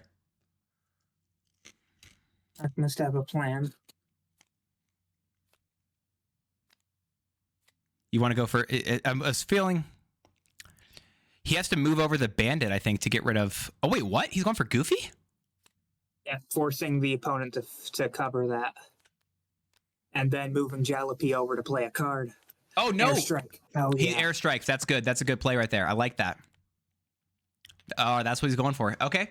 No, that's sneaky. I Very love good. that. That's really good for him. Making the opponent go on the defensive the entire time. If he gives Lark a second, I think he just wins. Mm-hmm. No, Lark's got some real. Lark is very effective right here. Yeah, Donald Duck is the only thing here, and that's not even going to be that great. Yeah, Cricket move. Cricket moves over there, and then you can go for the Podunk Landing. Or you just take out Clarabelle too. That works too. You can get 2 power with that. Let's see. I have options. Oh no, He you doesn't can't. have Of a course, trick you for can't get rid of Clarabelle because of Donald Duck. Yeah. Bandit, and does he have a 1-coster? Yeah. Yeah, that's effective. I hate to say it for Syndrome, but I kind of no he's not at his discard location. Yeah, he can fate here. Yeah, he can certainly fade here. If he was already at downtown Metroville, I might have said he should have just given him that one. Or Horse if he has call. an outrage in hand. Yeah, I'm gonna bet he has. I feel like Lark's got an outrage in hand. I feel like Lark has an outrage. Ooh. Come on, can we see it? Wait, is King of Hope moving that card, or is Lark? King of Hope moved it. He has Okay. it. And that gives it to him. Yep. King of Hope shouldn't have moved it. Not at all. And now's where things get even Yep. scarier. If he has a horse in hand. Mm-hmm. Ooh, Mr. Oh, that's Incredible Mr. hurts. Incredible. Yep. Stops the fate. That's good play. Lark's doing solid right here. Lark's got control over. Lark took control of the whole game by putting Syndrome on the defensive and making it so that his Pete was able to just progress towards his objective very quickly, and making so Syndrome could not progress towards his objective without sacrificing potentially a win here. Major mod here. We have a second one. Yeah. He just needs one more. And there's no hope. There's no hope of Totally Wicked happening at the moment. Mm-hmm.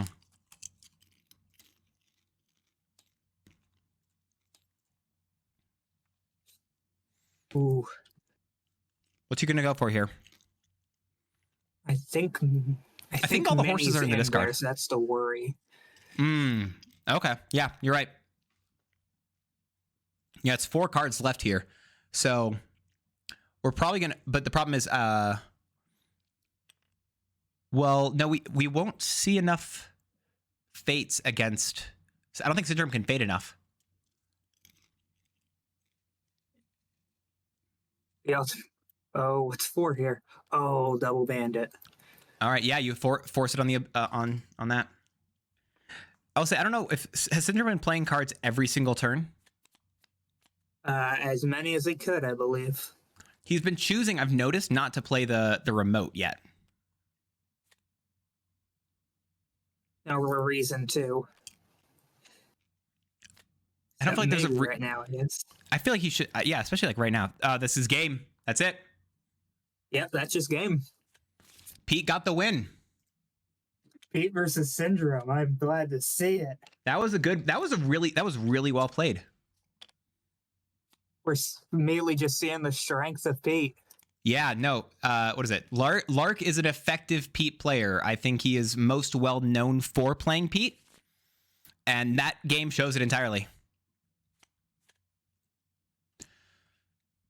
There you go. But King of Hope taking that loss right there as Lark is able to win with Pete. Resetting here. TTS is going to be absolutely atrocious. Whatever, it's fine. This little guy right here is Syndrome. And Lark is left, as Lark has gotten the victory, we'll make sure we get that star there. He is now playing Horn King. Can you fill everyone in on Horn King's objective real quick? Yeah, Horn King's objective is a multi-state thing. First, he has this relic called the Black Cauldron that he currently doesn't have. He's going to have to find a way to claim that relic. And once he does that, he's going to have to flip it to its other side. When he flips to the side, he can start his true objective of placing Cauldron Borns at each location. He does this by having ancient soldiers at locations, and the flip side of the Black Cauldron, allowing him to replace one of those ancient soldiers with a Cauldron Born each turn. Mm-hmm. Once he has one in each location, he wins. Not start a turn. Yep. And Evil Queen, again, I think we've only seen, at least from these games, we've only seen villains who are not start of turn objectives, because Evil Queen also has one of those as well, because hers is pretty simply defeat Snow White. However, the objective is not as simple, because what she needs to do is she needs to play 4 different ingredients, which are going to work as effects. And then she also needs to potentially play the magic mirror to bring out Snow White into the game. And then it was King of Hope who went first, correct? Yeah. Okay. Lark And ball 2 cards.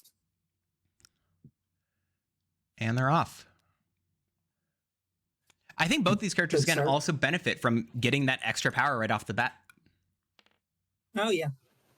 Are there any characters who really don't care about that extra power immediately? Honestly, I want to say Syndrome is one of them. Oh, yeah. Syndrome's one of them because he doesn't really need a power. Yeah, he's doing great no matter what. Yeah. We got Willing Creatures and Love's First Kiss. A dead fate immediately. I don't think no, it's you're not. too upset with that. Yeah, you getting rid of a black magic here is pretty good. Black magic allows you just basically to choose any item or ingredient. Which item is the magic mirror, which you need to potentially find Snow White, and ingredients are what you need to be able to unlock the Dwarf's Cottage. And then he's playing it anyway. Yep. What do you? Probably not getting the. He's probably just getting an ingredient here because if you get the mirror, then there's multiple problems. Yeah. Yeah, that's true. Mm-hmm. Going for the fate action. Oh, what's going to be the first fate? Please, no happy day. Terran, and I believe in you. What do you? You just Terran here. Get somebody out, make him use up resources. You might just help him, if I believe, with you, which it looked like he did. Let's see what he actually lost there. Hold up. He lost a Show Me the Black Cauldron. He lost an Ancient Soldiers, which hurts a little bit. That's not what he's looking for right now. Yeah, that's fair. Oh, yikes. That is dead. Well, I do think it's what he's looking for. What would he be looking for other than Ancient Soldiers right now? Because he's claimed it. He claimed it. Yeah.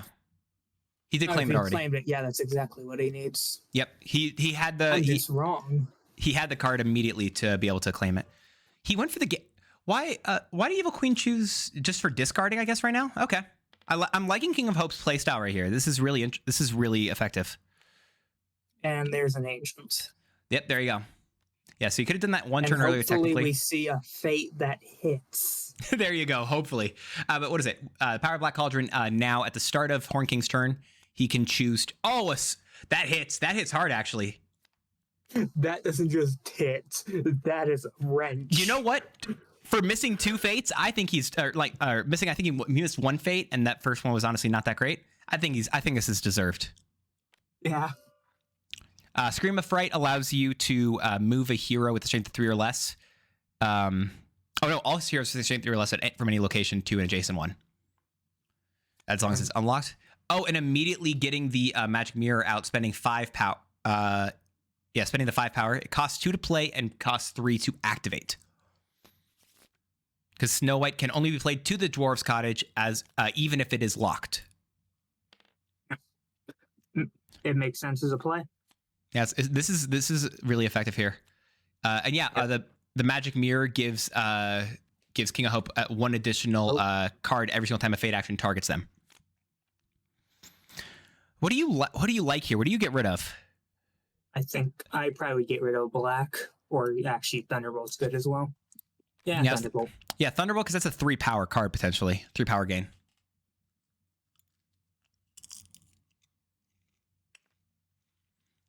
Going back into the fate, one of the things Evil Queen definitely struggles with is not being able to fate for the majority of the first bit of the game. Effectively, because she only has a fate available at her left location. But she used Alfixia to perform actions covered by her location. So she gained 1 and performed the move hero action underneath it. I don't think they had to take a bite in hit. I don't think so, no. There's a fairy folk. Or I And, guess another I believe in you. One thing I did not mention about Evil Queen, she does not have... Oh, that's 2 Ancient Soldiers discarded. That's rough for Horn King. One thing I did not mention for Evil Queen earlier was the fact that she does not have any...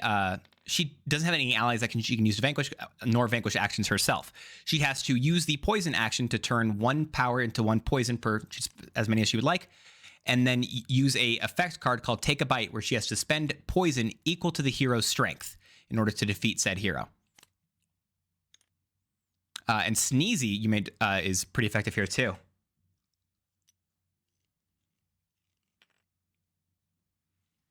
Sneezy getting rid of that magic mirror, not letting it work effectively anymore. Yeah, Doc being out is scary, but I think Lark wants to cause a reshuffle right now because I think both kisses have been played. I do think so, yeah. Or discarded. Yeah, both of them are. Unless I there's think 4, I forgot. no, there's only 2. I think.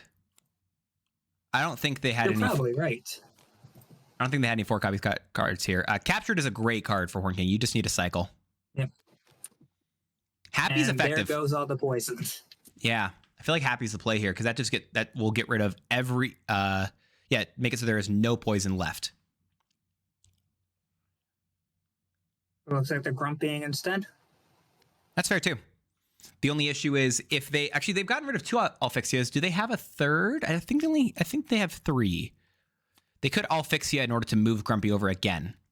Oh, there's Happy there. I don't think they Happy Day. They Gurgi sacrifice because that gets rid of the Cauldronborn. At the start of your turn, discard 1 Cauldronborn from any location. If you have any Cauldronborn, you have to discard them from now. Yep. So and that's not good. That's the danger that what is it? That I don't know if I had agreed with Lark playing that Cauldronborn so quickly. Because we hadn't seen the sacrifice go by yet, and I felt, it's a very effective one. So I'm going to tab that just so he sees it. Yep. I don't think I needed to explain. I think he understood what's going on. Yep, we have made a bargain. You need to discard your... honestly, we have made a bargain as a good play right there. Just get rid of everything. You need to reset your deck. Oh, there's Dopey. Do you like Pickaxe here or Dopey better? I like Dopey because it works on both Doc and Snow White. That makes sense. I like that. Yeah, Snow White does get +1 strength for each other hero in the Evil Queen's realm as well. So very effective. There's the other Alfixia. I think there are no more left. Yeah, I don't think so. What's the last one they're missing? This one is Mummy Dust. Mummy Dust. Mummy Dust is an ingredient that costs 1, and if you're targeted with a fate action before your turn, you gain a poison. The weakest of the four. It's only good, I think, in multiplayer games when you're playing with a few more people. Otherwise, it's not a great card. Happy's oh my gosh, Happy's insane here. That loses 7. This is why you'll see a lot of Evil Queen players not brew poison until the last second because of Happy as a card. It is, in my opinion, one of the largest. It's one of the largest weaknesses of Evil Queen's Fate deck. No way to deal with her power at all. But they're just fine dealing with poison. Yep. A world in which And Love's if First they Kiss wanted got rid to- of a power instead would have been amazing. Or power instead. What did I say? Poison? I don't know. You said something. I don't know. That's not what I meant. So Reunited or Dolly here. Yeah, Reunited's good. Bigger number. Reunited and it feels so good. There you I go. don't think Lark hates too much because it does force him to go to the Fairfolk Kingdom to gain more power. Yep. He could actually go to the throne room and just discard his hand right now. But no, you're right. He just needs power. That's Yep. his weakness right now. We did see that is the last poison, the last ingredient being played by Evil Queen, which now means she can go to the dwarf's cottage. Yep. She has created her old woman disguise.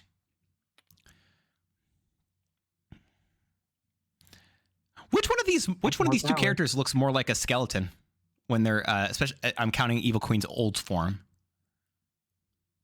Probably the one that's literally a skeleton. You say that, but Evil Queen's like older version, like her whatever form she makes, looks very skeletal. Honestly. Oh gosh, I kind of wanted a Love's First Kiss right there to put Bashful back in. Because that's a good idea, actually. That's really good. I think just using up the poison supply is good right now. Mm-hmm.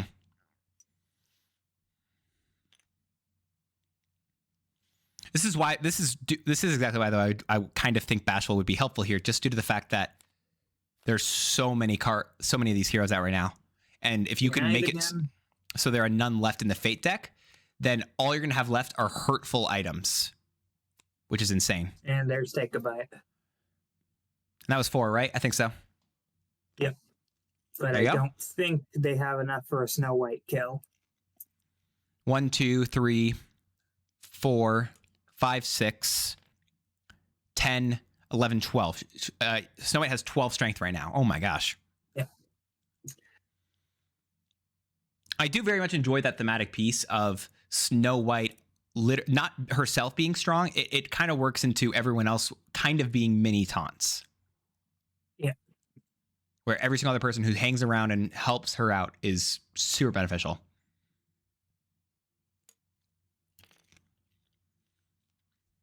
Using this for power gain. Mm-hmm.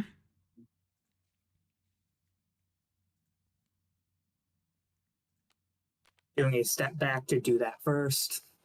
Makes sense. Augie. There you go.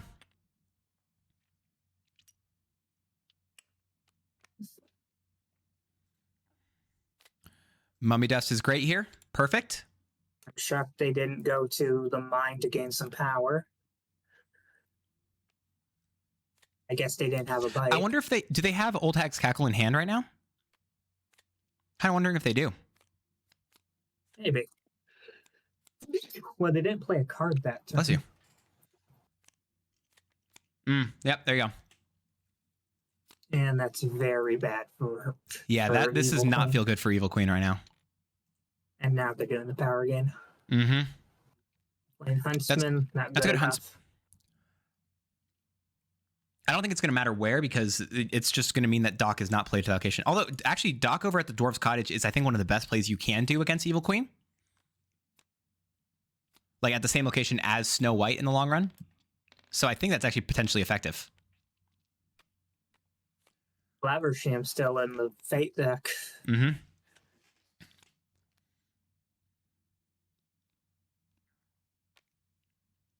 Do you, as Evil Queen here, do you kill Sleepy and move Snow White over to get some more fate pressure? You can't kill Sleepy. Oh gosh, Doc, yeah, Doc just came out. Never mind.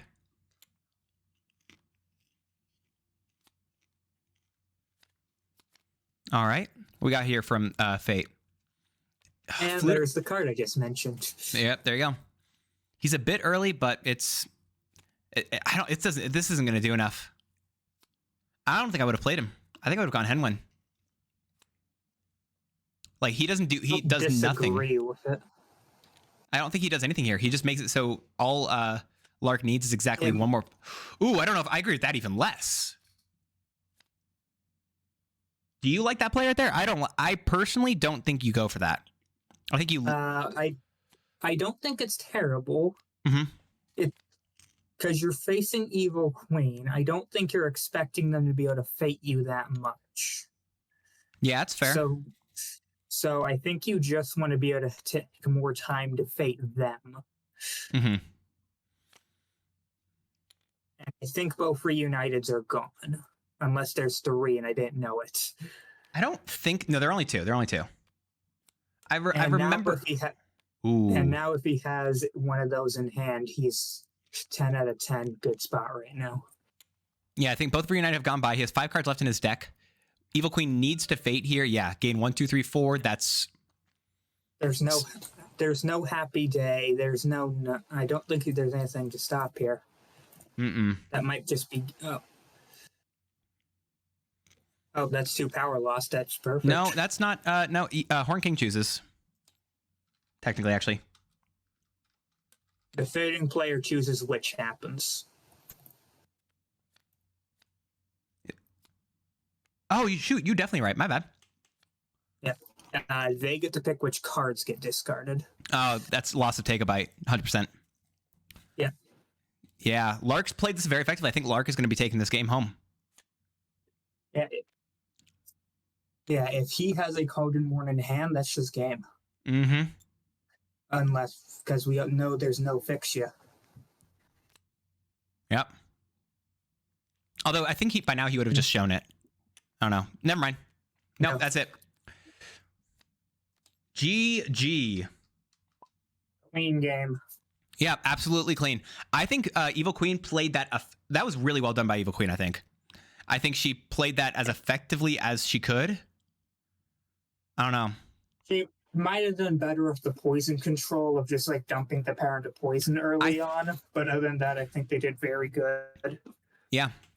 But what is it? We didn't have time previously because it was very quick. But let's, if you're chill with it, you want to actually jump in there and talk with them? Sure.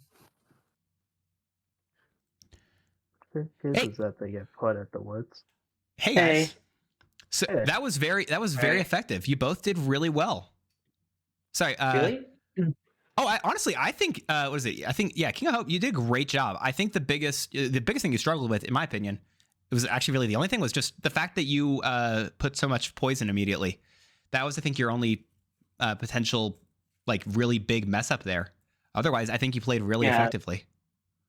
Yeah, I think I should have hoarded all my power and just put all the entirety of my power into one big poison pile.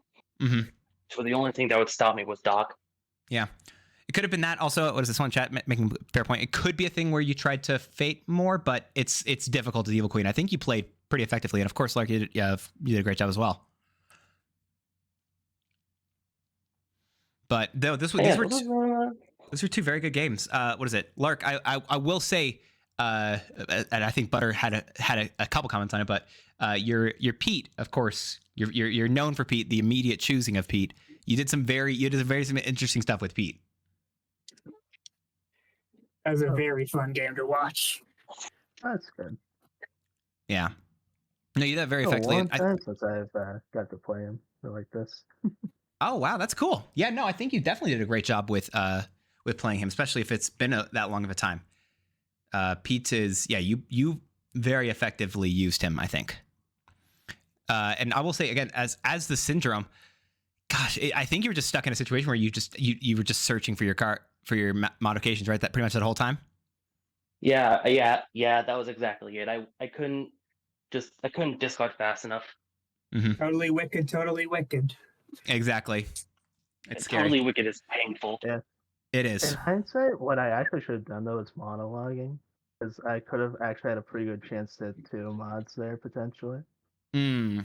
I guess it worked out in the end though. He had Yeah, only 'cause- 3 cards in the hand at the time since he played a condition. Oh, that's a fair point. Actually, yeah, I didn't think about that. Yeah. I don't think I had any major mods in my hand at that time, so it would have been You did, because you immediately played on the next turn, but you only had the one. So I guess in the end, it really worked out either way. Hmm. But Look, yeah. so Oh, one yeah, of the things true.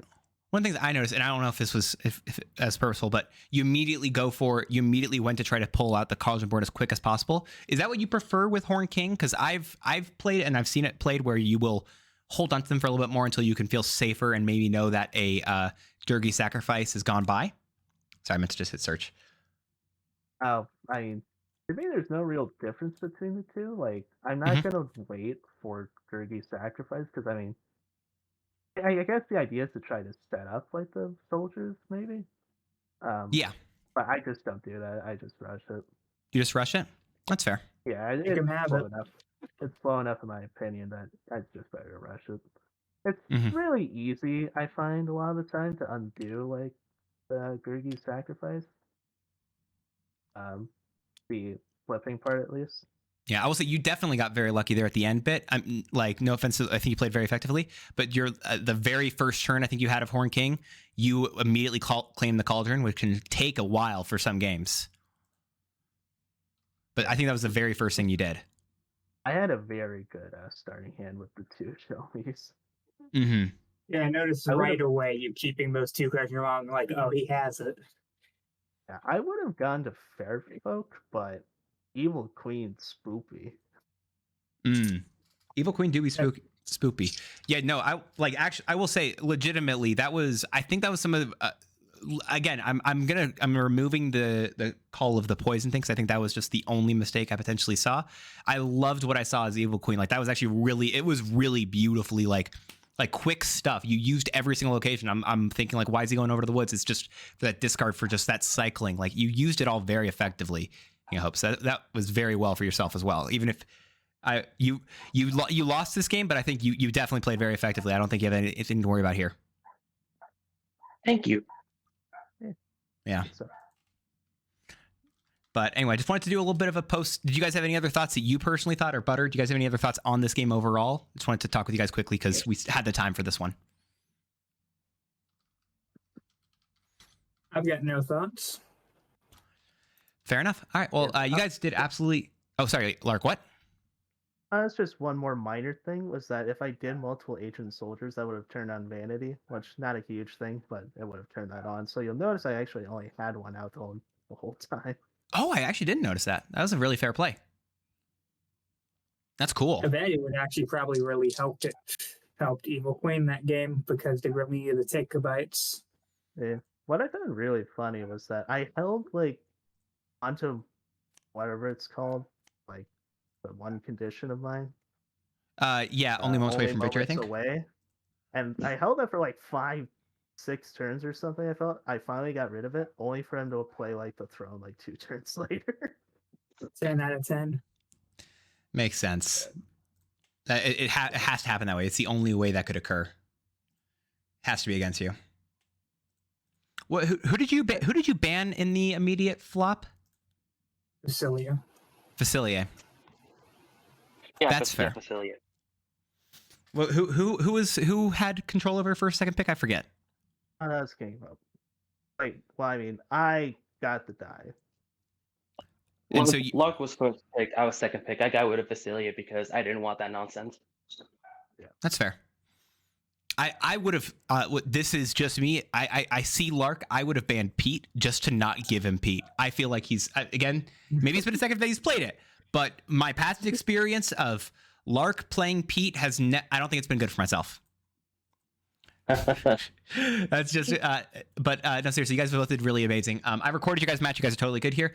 I'm gonna jump back over to finish this off with Butter in the other call. But guys, you guys did really great here. Excited to see what else you guys do in the league. Thank you. I'll see y'all around. Have a good night, eh? Night. That was really effective. It was cool to see them play right there. I think they both did a great job. Those are some great games. No, they both played absolutely incredibly. I don't think there were like, again, like there's a whole thing where I could maybe say like, oh, one person did better than another or something like that. But like, actually, I really feel like both of them played those games extremely effectively. I think they did a great job right there. I think there were some potential issues in the first match that we did watch today, previous one, where with Victory, or no, who is it? Meta and Lord Infinity, where I feel like there were some plays that I didn't understand as much from some of the people there. But honestly, I loved I legitimately am saying it. The only thing I didn't really understand that whole game was the turning everything into poison immediately. Like, or all the, for both those. Those were really effective. These were both Lark and King of Hope are both players that know what they're doing. They're very good players. And it was very good to watch because of that. Yeah, no, it is not going to give any hate towards the previous players, but seeing draws aren't satisfying. It doesn't fill you with that at all.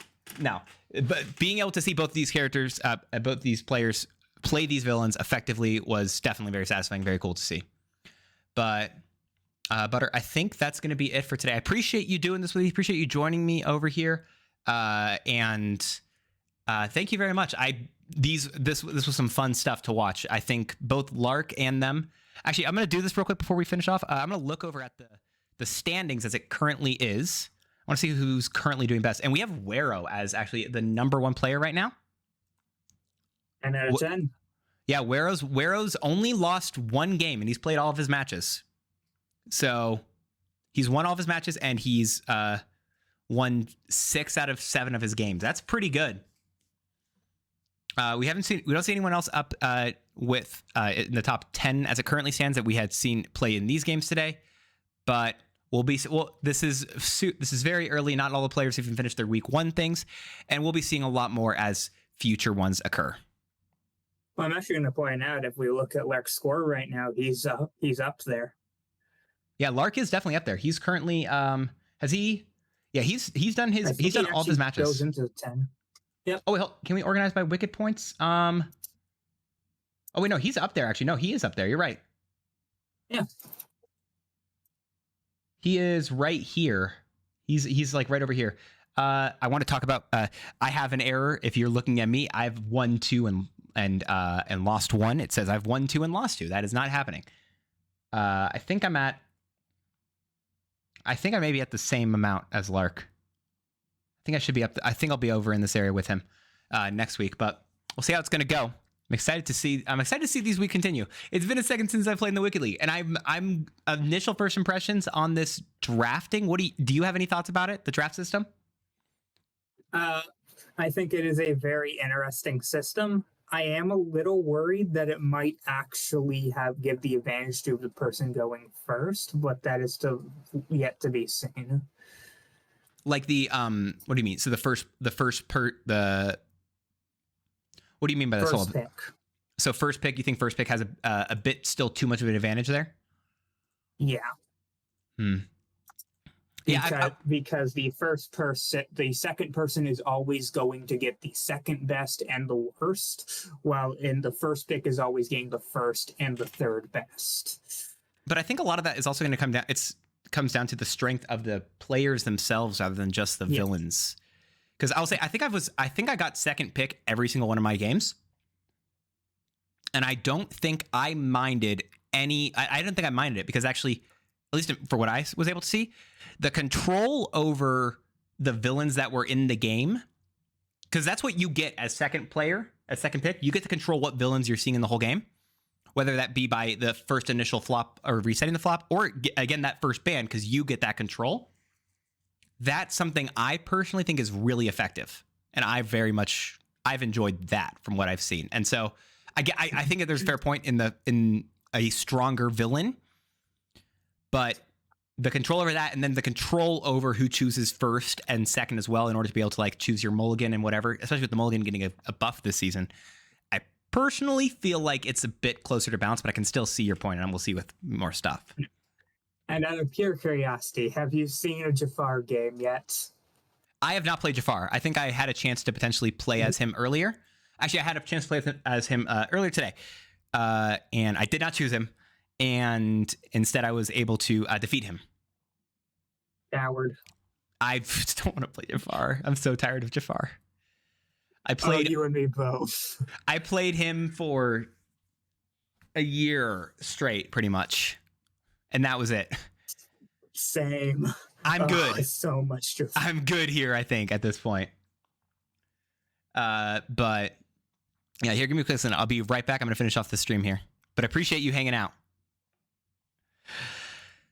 Guys, thank you so much for hanging out during this. So this was an absolute blast. Guys, if you did enjoy this, feel free to stick around. We're going to be doing these again every single week. I'll be these videos are also currently being uploaded to YouTube, as you can see, if you're watching this on YouTube. Otherwise, if you guys have enjoyed the stream, thank you so much.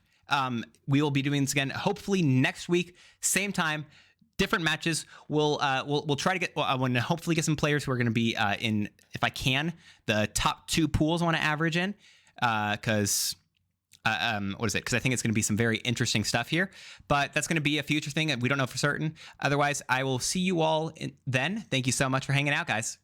Bye.